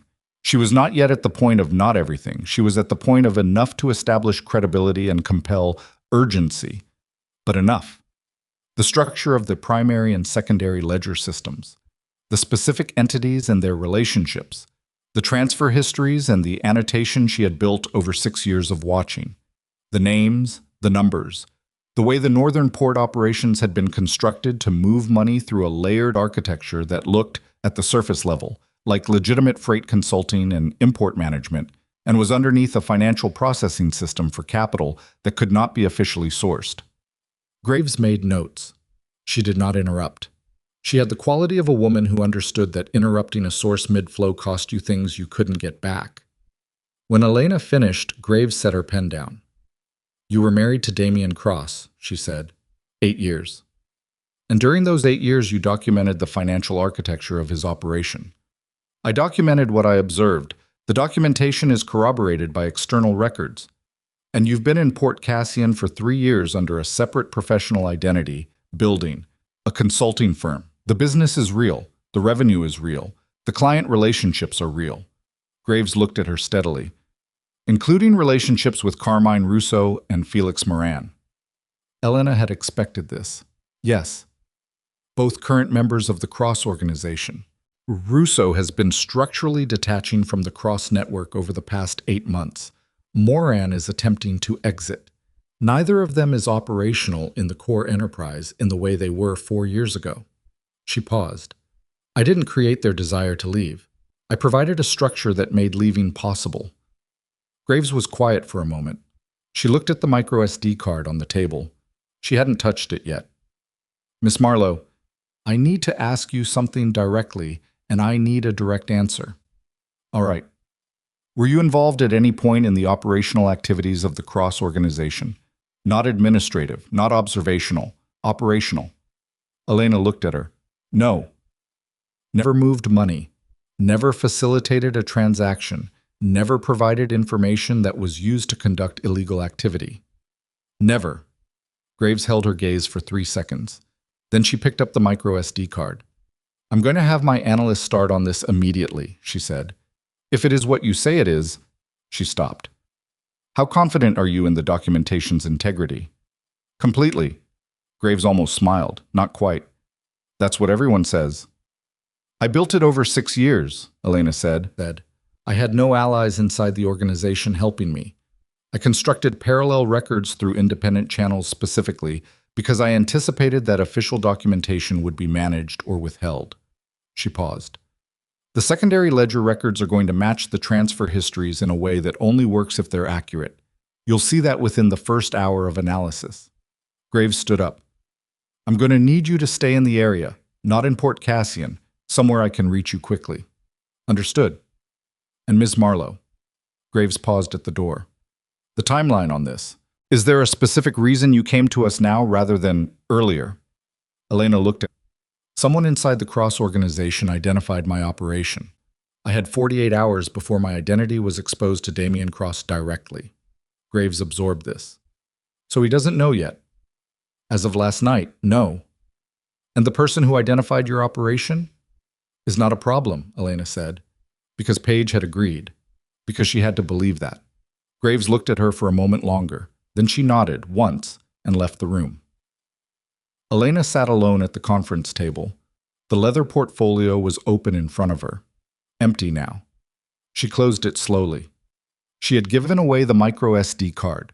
4 years of architecture, 6 years of documentation, the thing she had carried out of Calderon in the safety deposit box as the only real asset she possessed. She had set it on a table and let someone else pick it up. She pressed both hands flat on the portfolio cover and breathed. What happened in the next 72 hours moved at a speed she hadn't anticipated, even in her most optimistic projections. Graves's analysts confirmed the integrity of the documentation within 4 hours. By that afternoon, the Harton inquiry had formally elevated from preliminary to active investigation. By the following morning, federal warrants had been issued for financial records across 11 entities in the Cross organization's Northern Port network. Elena knew this not because Graves told her. Graves was operating in law enforcement time now, which was its own closed system, but because Cass was monitoring the public-facing signals, the warrant filings, the movement of investigators, the sudden silence in certain financial channels that had been active the day before. And because Lucian Page sent a single message through the channel they had established. It's moving faster than either of us expected. He knows something is wrong, not the full picture yet, but he's looking. She was in a hotel in Harton when she read it. A mid-range hotel near the Federal District. Unremarkable, cash paid, the kind of place where business travelers spent 3 nights and left no impression. She was sitting on the edge of the bed with her shoes on and the portfolio on the chair beside her and Cass on the phone. Paige says Damien knows something is wrong, she said. I've been watching the financial flows, Cass said. He started moving assets this morning. Not panicked, organized. He's pulling capital out of the entities that are most exposed and pushing it towards structures that are harder to reach. A pause. He's good at this. He's had 20 years of practice.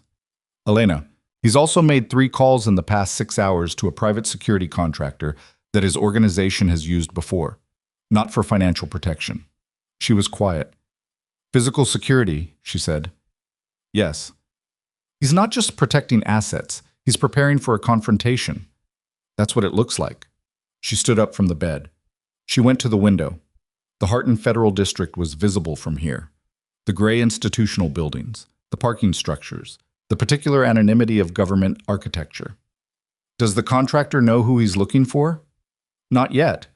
But if Damien has even a partial description of what he's hunting, a female-led financial advisory operation in Port Cassian with connections to Russo and Moran, it's not a large leap.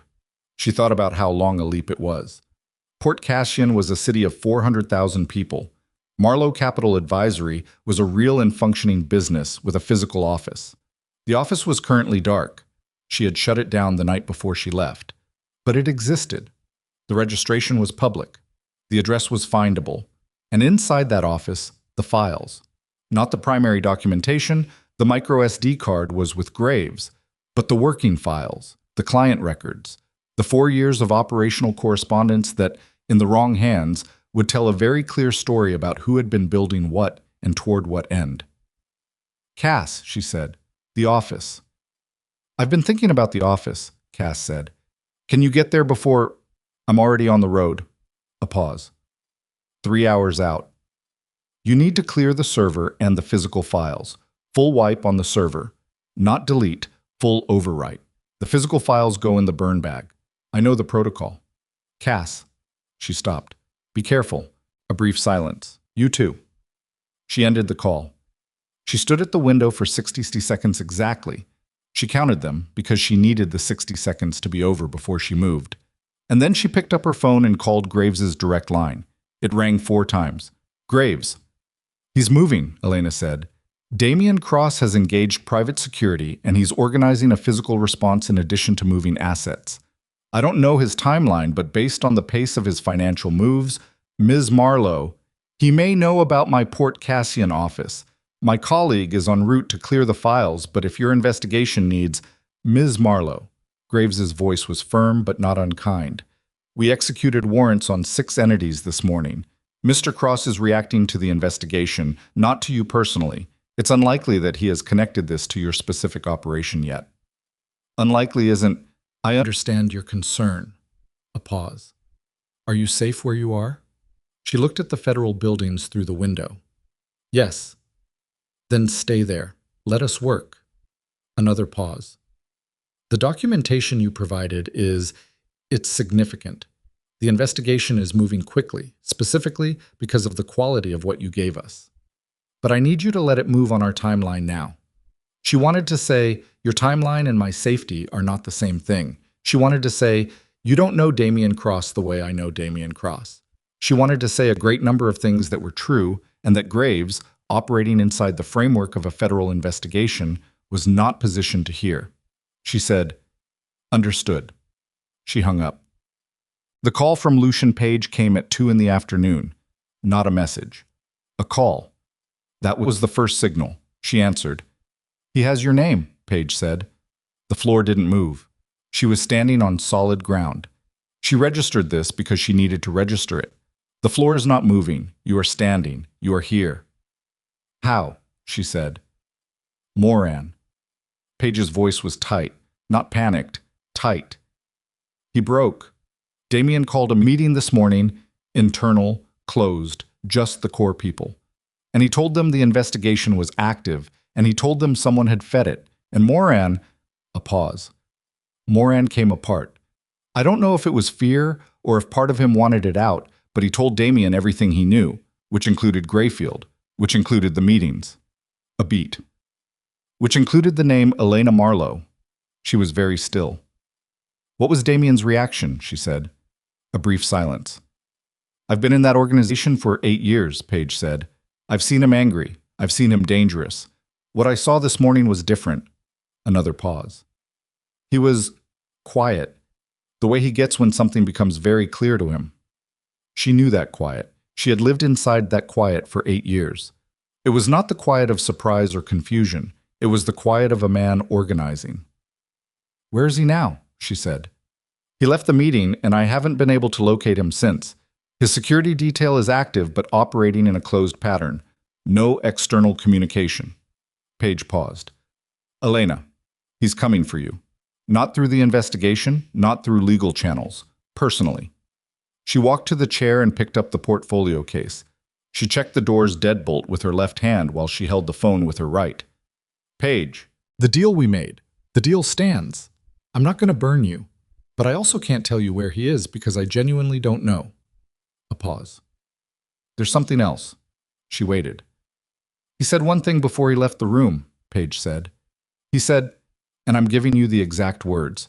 He said, she kept the secondary ledger, which means she kept it for a reason. Find out if she's already used it. Which meant he was 11 hours behind the truth. 11 hours ago, Rachel Graves had received the documentation. The investigation was already elevated. The warrants were already executed. By the time Damien understood that she had already used it, the damage was already structural and irreversible. But irreversible didn't mean safe. Irreversible meant he had nothing left to protect by being careful. Page, she said. Thank you. She hung up before he could respond. She called Cass. 3 rings, 4, 5. No answer. She called again. Voicemail. She stood in the center of the hotel room and felt something she hadn't felt since she was sitting in a bathroom at the Vercetti Grand with water running to cover the sound. A fear that was not abstract, not calculated, not managed. A physical thing. Her heart was wrong in her chest. Too fast and too present, like it was trying to remind her it was there. Cass was 3 hours from Port Cassian. She had left 2 hours ago. She tried the message channel. Sent 4 words. Call me, right now. 60 seconds of silence that lasted longer than 60 seconds. Then Cass's name lit up the screen. I'm at the office, Cass said. Her voice was level, but Elena heard something underneath it. Servers wiped. Physical files are done. Are you alone? A pause. There's a car outside, Cass said. Black SUV. It's been there since I arrived. Elena's jaw tightened. How long have you been inside? 20 minutes. Can you see the plates? Partial, not Calderon registration. A pause. Elena, there are 2 men in the car. They haven't moved. They're waiting for something. Waiting for something. Not for Cass. They didn't know about Cass. The office was dark. If they were Damien's people, they had arrived at the address and found it closed and were waiting for whoever might return. They were waiting for Elena. Cass, leave through the rear exit. The building has a freight access on the alley side. I showed you when we set up the office. I remember. Go now. Don't run. Don't look at the car. Take the freight exit and walk to the end of the alley and get in a cab, not a rideshare, a cab, and get out of Port Cassian. Elena, go. She heard movement, the soft sound of a bag being picked up. Footsteps on the office floor she had walked across 1,000 times. Then, I'm moving. She stayed on the line and listened to Cass move through the office. The particular sound of the rear corridor, the old freight door. She knew this building by its sounds.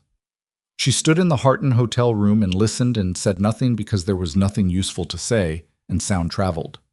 60 seconds? 90. Then the freight door in the alley and the difference in ambient sound, more open, wind, distant traffic. I'm out, Cass said quietly. Keep walking. 90 more seconds. I'm clear, Cass said. Nobody followed. Elena exhaled. Once, fully. Okay. The men in the SUV? They'll wait. When nobody comes, they'll report back. She thought. He'll know the office was cleared. That tells him I knew he was coming, which tells him I have a source inside. Paige, he'll suspect. He can't prove it yet. She sat down on the edge of the bed again. Cass, I need you to find somewhere safe tonight, not anything connected to us. What are you going to do? She looked at the portfolio case in her hand. Empty. Everything given away. Every piece of documentation in Rachel Graves's hands now, moving through a federal investigation on someone else's timeline. She had nothing left to spend, but Damien was moving toward her, somewhere in the space between Calderon and Harton, with the particular organized fury of a man who had spent 17 years making sure that people who moved against him regretted it. And he was doing it personally, not through surrogates, not through the machinery of his organization, personally. Which meant he was past the point where protecting the organization was the primary concern. She was the primary concern. For the first time in 8 years, she was the primary concern. She thought about what Graves had said. He's reacting to the investigation, not to you personally. That had been true 11 hours ago. It was not true anymore. Her phone buzzed. Not a call. A message. From a number she didn't recognize, which meant her system for unknown contacts, the protocol she had built and never actually expected to use, it meant someone who had her personal number but not her operational numbers. Someone from before. She opened the message. 3 words. We need to talk. And then the number signed off with a single initial, D. She stared at the screen. Her hands were steady. She registered this with something that wasn't quite surprise. After all the shaking, after all the moments of physical fear response in the past 72 hours, her hands were absolutely steady, holding a phone that had just received a message from Damien Cross. She thought about not responding. She thought about calling Graves. She thought about 4 years and what they were for, and what she had said to Cass on the Port Cassian waterfront. I want him to see it coming. I want the moment when he realizes he made a mistake to be extended. She typed back, where? The response came in 40 seconds. An address in a city called Varnell, between Harton and Calderon, a mid-sized financial city neither of them had any documented connection to. A building address. No further information. She looked at the address for a long time. She pulled up Graves's number. She did not call it. She put on her jacket and picked up the portfolio case and went to the door. Oh. Varnell was 90 minutes by car. She rented one under her operational name from a lot 2 blocks from the hotel and drove without music, without the radio, in the specific silence of someone who needs to think and knows that thinking requires the removal of everything else. She thought about what Damien wanted. Not the documentation. It was already with Graves, and he would know by now that whatever she'd held had been spent. Not a negotiation on the investigation. He was sophisticated enough to understand that a federal investigation once elevated could not be called back by private arrangement. He wanted to see her. After 4 years and everything she had built and everything he was losing, he wanted to be in a room with her. She understood this because she understood him in the specific way you understand someone you have lived with and watched and feared and stopped fearing. She understood that for Damien Cross, this was not finished until it was finished in person, until he had looked at her directly, until he had said what he needed to say to the woman who had done this to him. The building in Varnell was a private members club, the kind of place that existed in mid-sized financial cities for the specific purpose of providing neutral ground for people who needed neutrality and could pay for its architecture. Marble lobby. Staff who had seen everything and registered nothing. A private room on the 4th floor with a window that looked out over the city's river district. Damien was already there. He was standing. He didn't sit when she came in. He stood at the window with his back to the door for a moment after she entered, and she understood this was deliberate, this was control. This was him deciding the pace of the first 10 seconds of a conversation that was going to be the most important conversation either of them had ever had. He turned around. He looked older. Not badly. He had the kind of face that aged into its severity rather than away from it. But there were lines that hadn't been there 4 years ago, and the set of his jaw was different from the controlled performance version she had watched across dinner tables. This was the unmanaged version, the version without an audience to perform stability for. They looked at each other. The room was quiet. "You built it for 4 years," he said. Not a question. "Yes." Port Cassian. He said the name like he was placing it on a map in his mind. Right under the freight corridor. It was convenient. Something moved across his face. Not humor exactly, the recognition of a thing that would be funny in a different context. Russo. Russo came to me. Because you made yourself findable to him. Because he was already looking for an exit. Damien moved away from the window. Not toward her, across the room, to the far side, establishing the full distance of the space between them. He put his hands in his pockets. That gesture, that particular gesture, hands in pockets, controlled. She had seen it so many times across 8 years that it landed in her chest like something physical. "The secondary ledger," he said. "Graves has it." His jaw tightened. "Since when?" "Yesterday morning." He absorbed this. She watched him absorb it. The specific process of a precise mind integrating information that confirmed something he had hoped was not yet true. "The investigation goes formal within the week," he said. It wasn't a question either. "Probably sooner." He looked at her directly. "You did this to take me down." "I did this," she said carefully, "because you treated me as a liability to be managed, and I decided not to accept that." "That's the same thing." "It's not." She held his gaze. "If I wanted to take you down, I could have gone to law enforcement 4 years ago. I had enough documentation even then." She paused. "I didn't. I built something first. I built something that was mine, that could stand without being attached to you or to what you'd done. I became someone who couldn't be dismissed." She stopped. "What I gave to Graves is justice for the operation you ran. It's not revenge for what you did to me." "Those are different things, Damien." He was quiet. She had expected anger, the organized fury that Paige had described from the morning meeting. Instead, he was looking at her with something she had almost never seen on his face across 8 years of watching it, something that was processing rather than performing. "The night at the Versetti Grand," he said. "Yes. You already had the documentation. I'd been building it for 2 years at that point." He turned away. He went back to the window. Outside, the Varnell River district was beginning to go gold in the late afternoon light, the water catching it and breaking it into moving pieces. "I made a mistake," he said. His voice was flat, not apologetic. Damien Cross didn't do apologetic, but factual. The acknowledgement of a miscalculation delivered in the language of someone who dealt in miscalculations. "Several," she said. He turned back. "I'm going to ask you something, and I need an honest answer." "All right. Is there anything left? Any documentation? Any leverage? Anything you haven't given to Graves that could be used to—" He stopped himself. Not because he was uncertain what he was asking, but because he was deciding whether asking it served any purpose. He already knew the answer. She could see that he knew.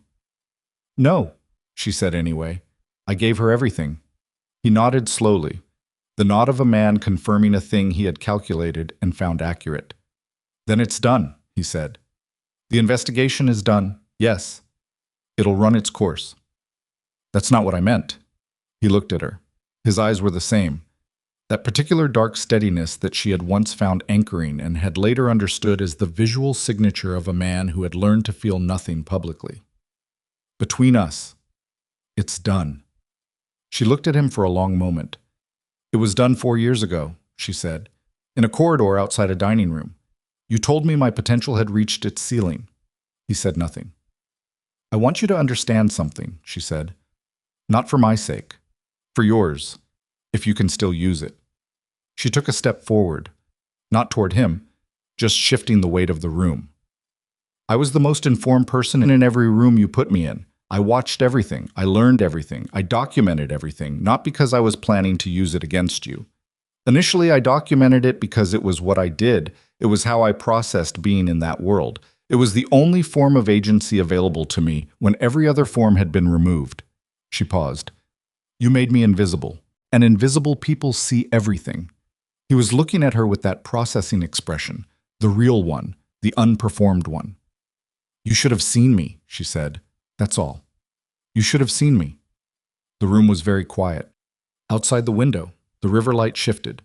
And then Damien Cross did something she had not seen him do in 8 years of watching him. Not at tables surrounded by dangerous men, not in moments of genuine organizational crisis, not in private. He looked away first. She was still looking at him when he looked away. And in the moment before she could decide what to say next, her phone rang. She looked at the screen.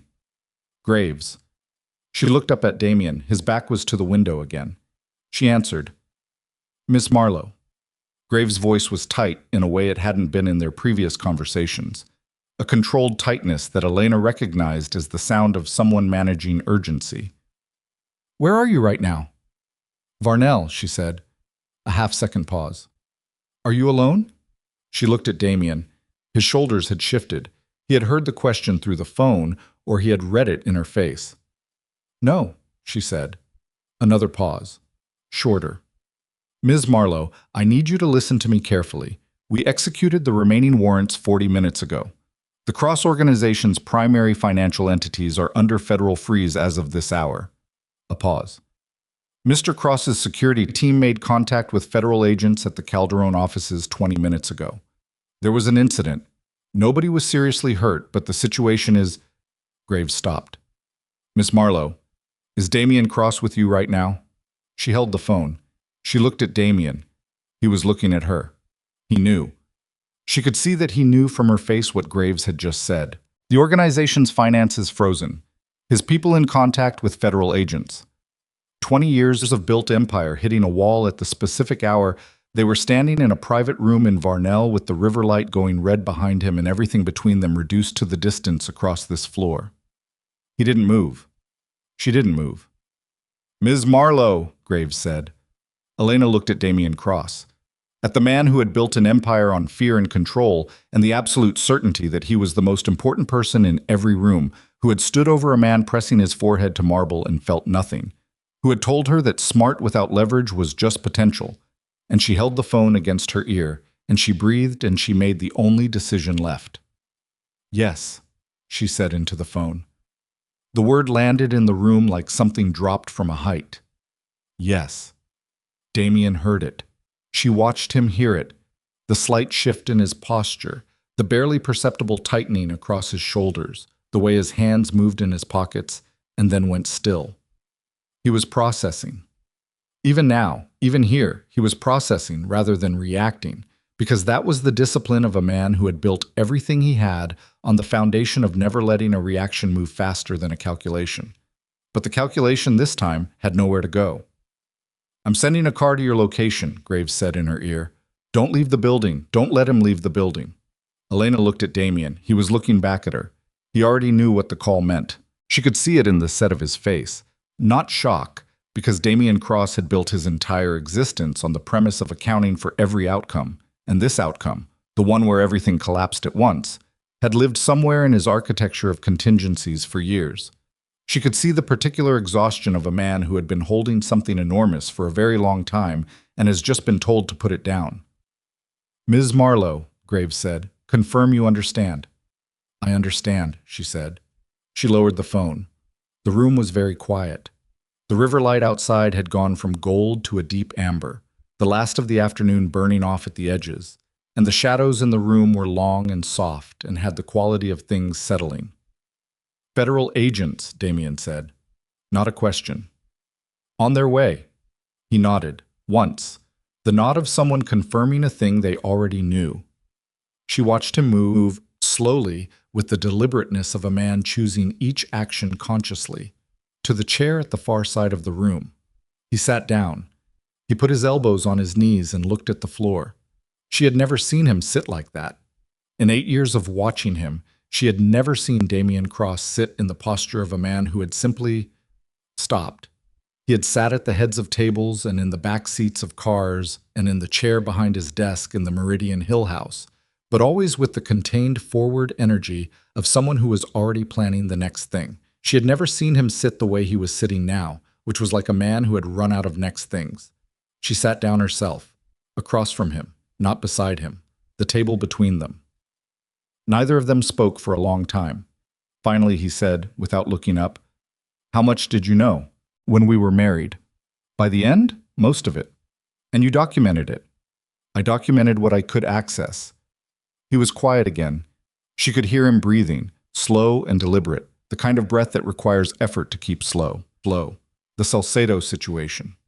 "You used me to absorb the blame for something Moran did." "Moran did it on my instructions." She looked at him. "I know." He finally looked up. His eyes were the same, that steady dark. But something in them had shifted. The performance layer was gone. She was looking at the actual man underneath the constructed one, and the actual man was 51 years old and tired in a way that the constructed one had never allowed itself to be.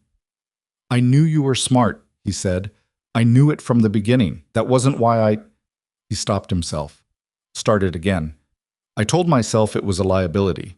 A smart woman who saw everything, inside an operation that required people not to see. I told myself it was a structural problem." "Was it?" He looked at the table. "It was a reason. Whether it was the reason—" He paused. "I don't know anymore." She held herself very still. This was not what she had come here for. She had come here expecting the organized fury that Paige had described. She had come here expecting the version of Damien she had spent 4 years working against. The cold, controlled, calculating man who moved every piece on the board with absolute certainty about his own centrality. She had not come here for this. She had not come here for a man sitting in a chair with his elbows on his knees, looking at a table, not knowing something.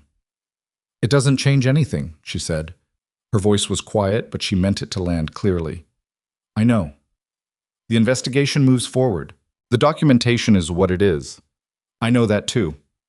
I'm not saying it to be cruel," she said. "I'm saying it because I think you're someone who needs things stated plainly, and what's happened here deserves to be stated plainly. You built something on fear and manipulation and the deliberate diminishment of everyone around you who might have become a threat. That collapsed. Not because I wanted revenge, because it was built on something that couldn't hold weight indefinitely." He looked at her. "And what you built?" "What I built is real. It's mine. It doesn't depend on anyone else's silence or fear." "Marlowe Capital Advisory." "Yes." He was quiet for a moment. Something crossed his face, not admiration exactly, something more complicated, the specific expression of a man who has spent his entire life treating competence as something to be exploited and is confronting, for possibly the first time, the cost of having done that. "You were better at this than me," he said, "at the long game." She didn't respond immediately. She turned the truth of that over carefully, the way you turn something over when you're not sure whether accepting it is accurate or simply gratifying. "I had something you didn't," she said finally. "What?" "I had nothing to protect. When I left Calderon, I had $60,000 and a micro SD card and no organization, no allies, no reputation to defend. Every decision I made could be the right decision because there was no existing structure to work around." She paused. "You spent 4 years protecting what you'd built. I spent 4 years building. Those aren't the same kind of work." He considered this. She could see him actually considering it, not dismissing it, not managing it, just sitting with it the way people sit with things when they no longer have the energy to perform a reaction. "No," he said finally. "They're not." "What?" The federal agents arrived in 23 minutes. There were 4 of them, 2 who stayed in the corridor and 2 who came into the room. Professional and quiet, the way federal agents were when the situation was already resolved and the work was procedural. One of them spoke to Damien directly, in the careful language of rights and process, and Damien listened with his hands in his lap and said yes when yes was required and said nothing else. He stood when they asked him to stand. He walked to the door. At the door he stopped. He didn't turn around fully, just enough that she could see his profile, the line of his jaw, the particular way he held his head that she had looked at across 8 years of dinners and confrontations and silences that filled rooms. He said, "Elena." She waited. He didn't say anything else for a moment. She could see him searching for what came after her name and not finding it, or finding it and deciding it was too late for it to be useful, which for Damien amounted to the same thing. "Good," he said finally. One word. She turned it over. She was still turning it over when the door closed. She sat alone in the private room in Varnell for a long time after they left. The amber light outside the window faded to gray and then to the particular blue dark of an early evening, and the river below caught the last of it and held it longer than the sky did, a thin line of light on dark water. She was not triumphant. She had known, somewhere in the architecture of her plan, that she would not be triumphant when this moment arrived. Triumph was for the kind of ending where everything costs nothing. This had cost things. She had spent 4 years. She had spent Cass's safety on a night in Port Cashin. She had handed the micro SD card to a stranger and trusted a federal investigator and made a deal with a man she didn't fully know.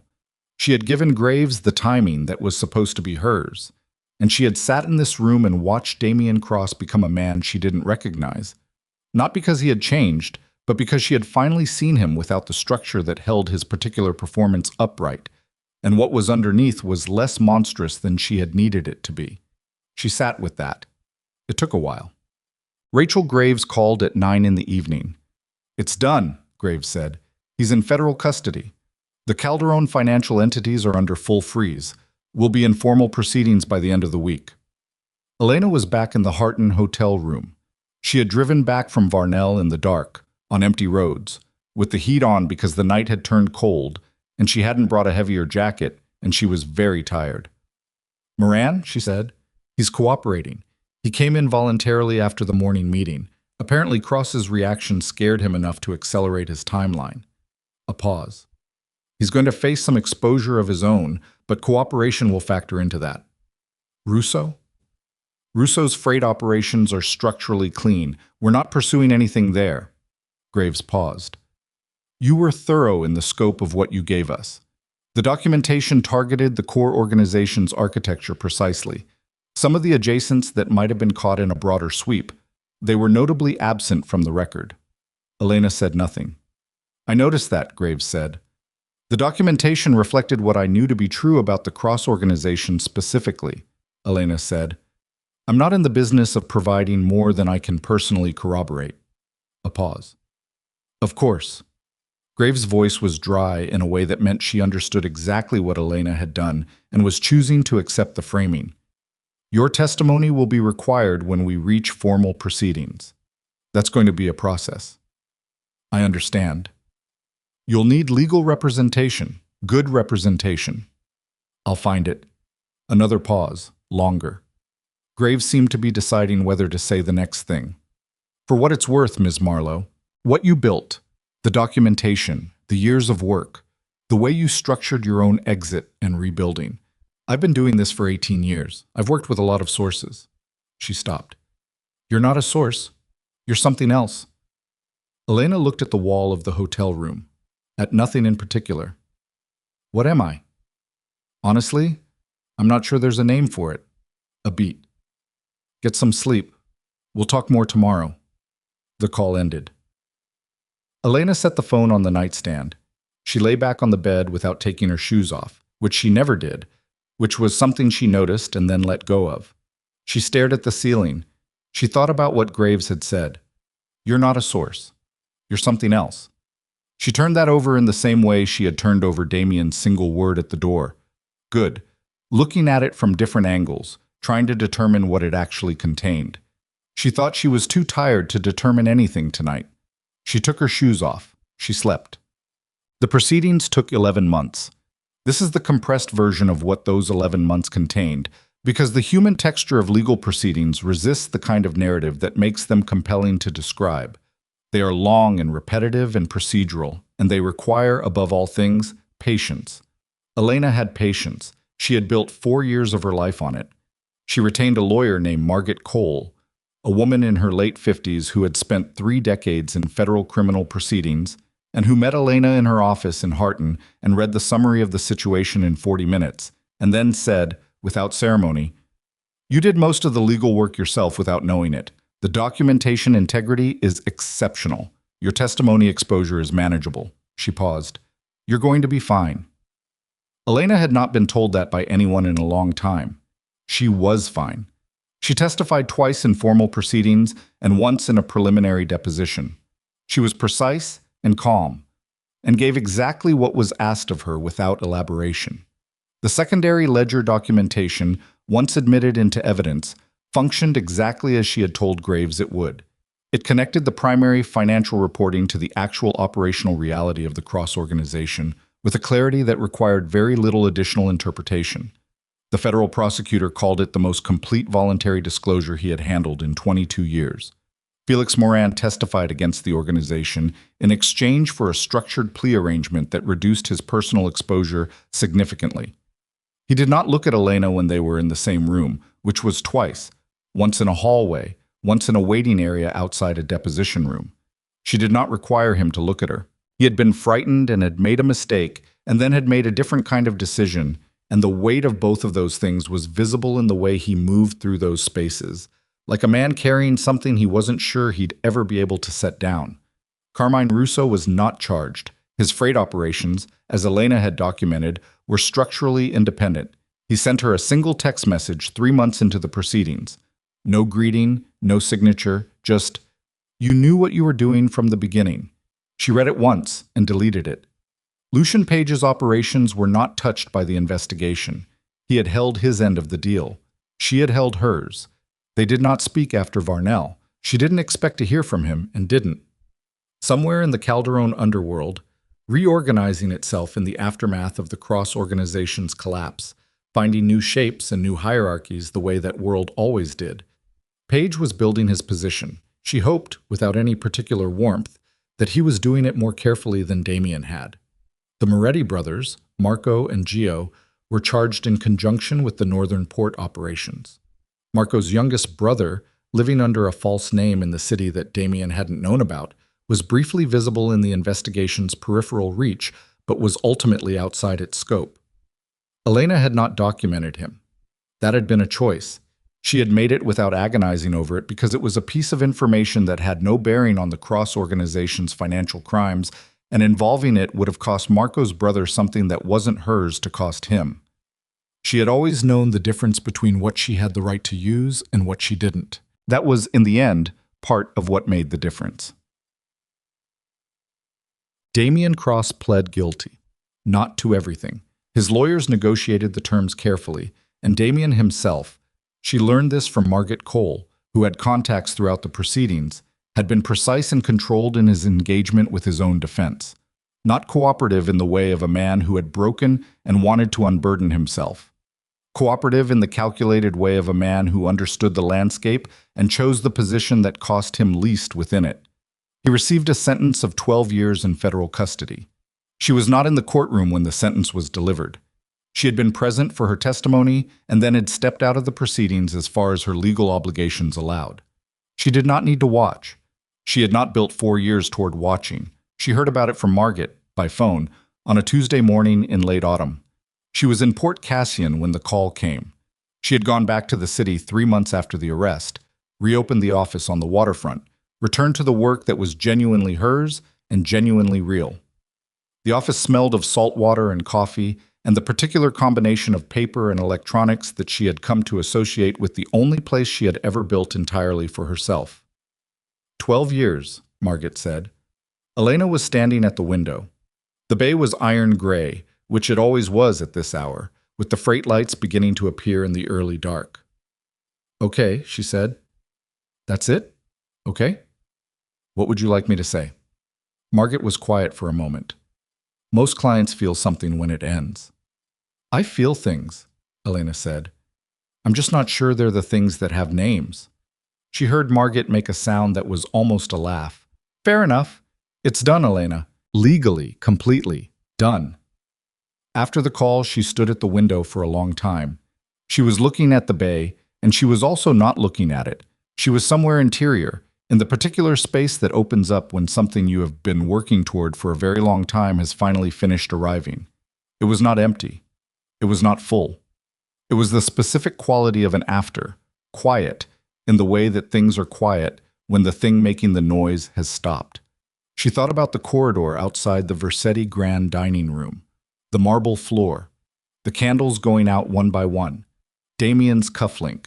Your potential here has reached its ceiling, the train leaving Calderon in the early morning, the city shrinking to nothing in the window. She thought about a one-room apartment above a hardware store on Vetch Street in Harrow Falls.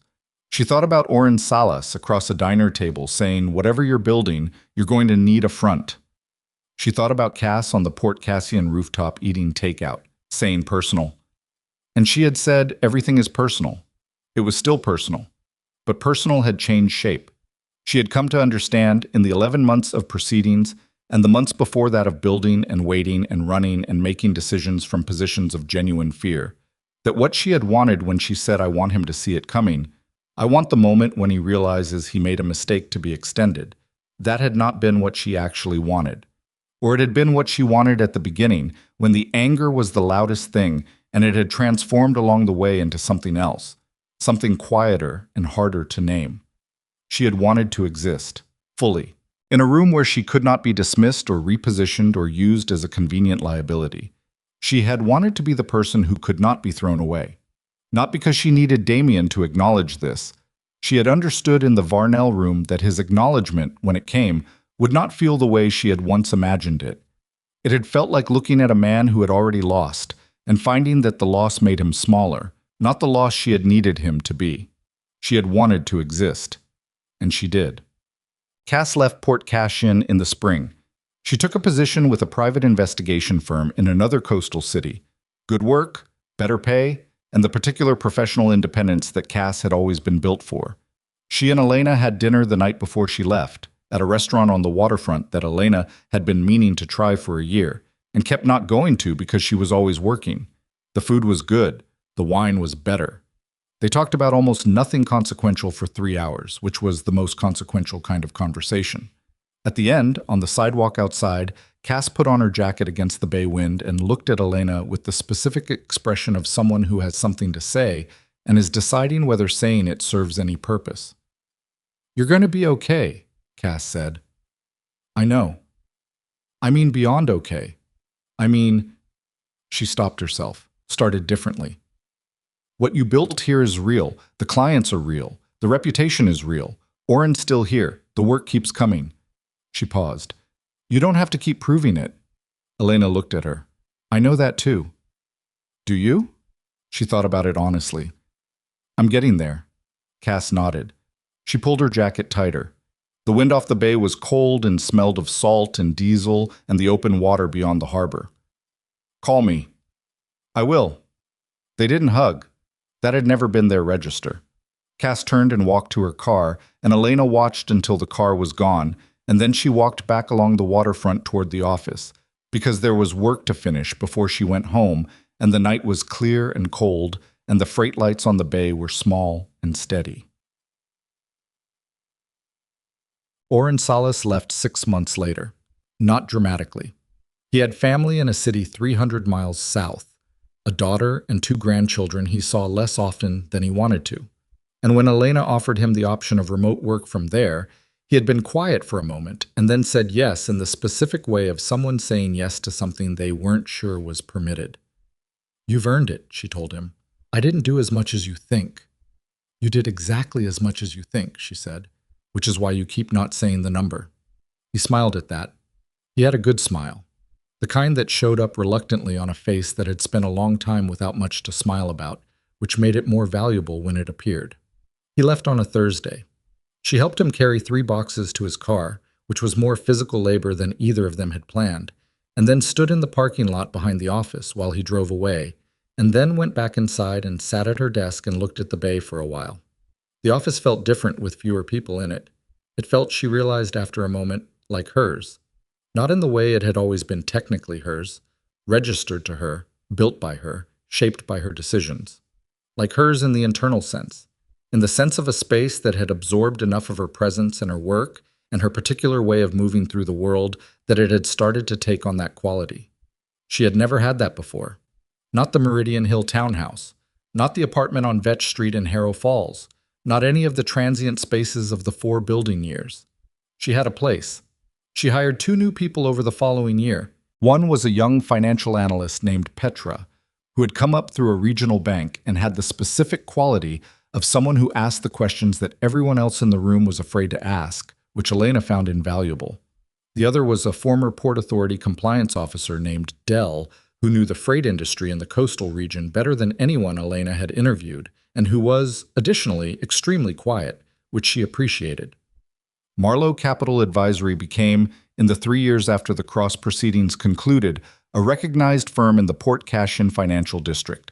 Not the largest, not the most prominent, known for precision and discretion and the particular quality of its client relationships, which were built on the principle that Elena had operated on since Harrow Falls.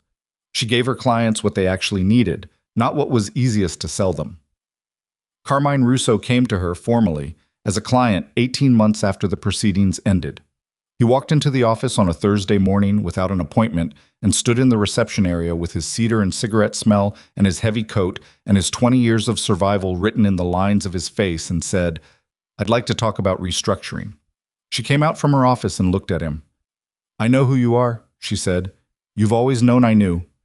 "Yes," he said. "And you came anyway." "You're the best person in this city at what you do," he said, "and you already know everything about me worth knowing. That makes you the safest option and the most useful one." She considered this. It was, she thought, among the more honest things anyone had ever said to her in a business context. "Come in," she said. She thought about Damien sometimes. Not often. Not with the frequency or the weight that she had expected, back in the Harrow Falls apartment above the hardware store when she was still close enough to the original wound that thinking about him was a constant undertow. She thought about him the way you think about a period of your life that was formative and damaging and genuinely over, with a complicated neutrality that wasn't forgiveness, because forgiveness implied she had something to grant him, which she didn't believe, but also wasn't the sharp ongoing thing that had shaped the 4 years of building. She thought about the way he had sat in the Varnell room with his elbows on his knees, looking at the floor. She thought about the word he had said at the door. Good. She had never fully resolved what he had meant by it. She had eventually stopped trying to resolve it and let it remain a thing she couldn't access completely, the way some things resisted being fully known, and let that be sufficient. She thought occasionally about whether he had ever understood what she had said to him in that room. "You should have seen me. That's all. You should have seen me." She didn't need him to have understood it. She had needed to say it. There was a difference. On a Tuesday in early spring, 3 years after the proceedings ended, and 7 years after she had left Calderon on the early morning train, Elena Marlowe sat at her desk in the Port Cassian waterfront office and looked at the bay. The water was the color it was always the color, iron gray, moving, catching light in pieces and releasing it. A freight barge was crossing toward the harbor, slow and heavy and fully loaded. Petra was at her desk in the outer office on a call, her voice a low, efficient murmur through the partition. Dell was in a meeting downtown. The office was quiet in the good way, the productive way, the way it was when everything was working. On her desk, 3 client files, a contract for a new engagement with a mid-sized regional shipping entity, a coffee that was still hot, and a legal pad covered in her own handwriting. She looked at all of this for a moment. She was 41 years old, the same age Damien had been on the night at the Versetti Grand when everything had started moving. She thought about this briefly and then let it go because the parallel, while real, didn't illuminate anything she needed illuminating. She picked up the pen. She pulled the top client file toward her. She worked. The freight barge moved across the bay slowly, steadily, carrying its full weight without apparent effort, the way things move when they have been built correctly for the work they're doing. The morning light came through the window at the angle it came through in early spring, lower than summer, softer, catching the surface of the water at a slant that made it look almost warm. Elena Marlowe did not look up from her work. She was exactly where she had built herself to be, and the building had cost what it had cost, and it was done, and the work in front of her was hers. She wrote the first line of the analysis. Outside, the bay held its light as long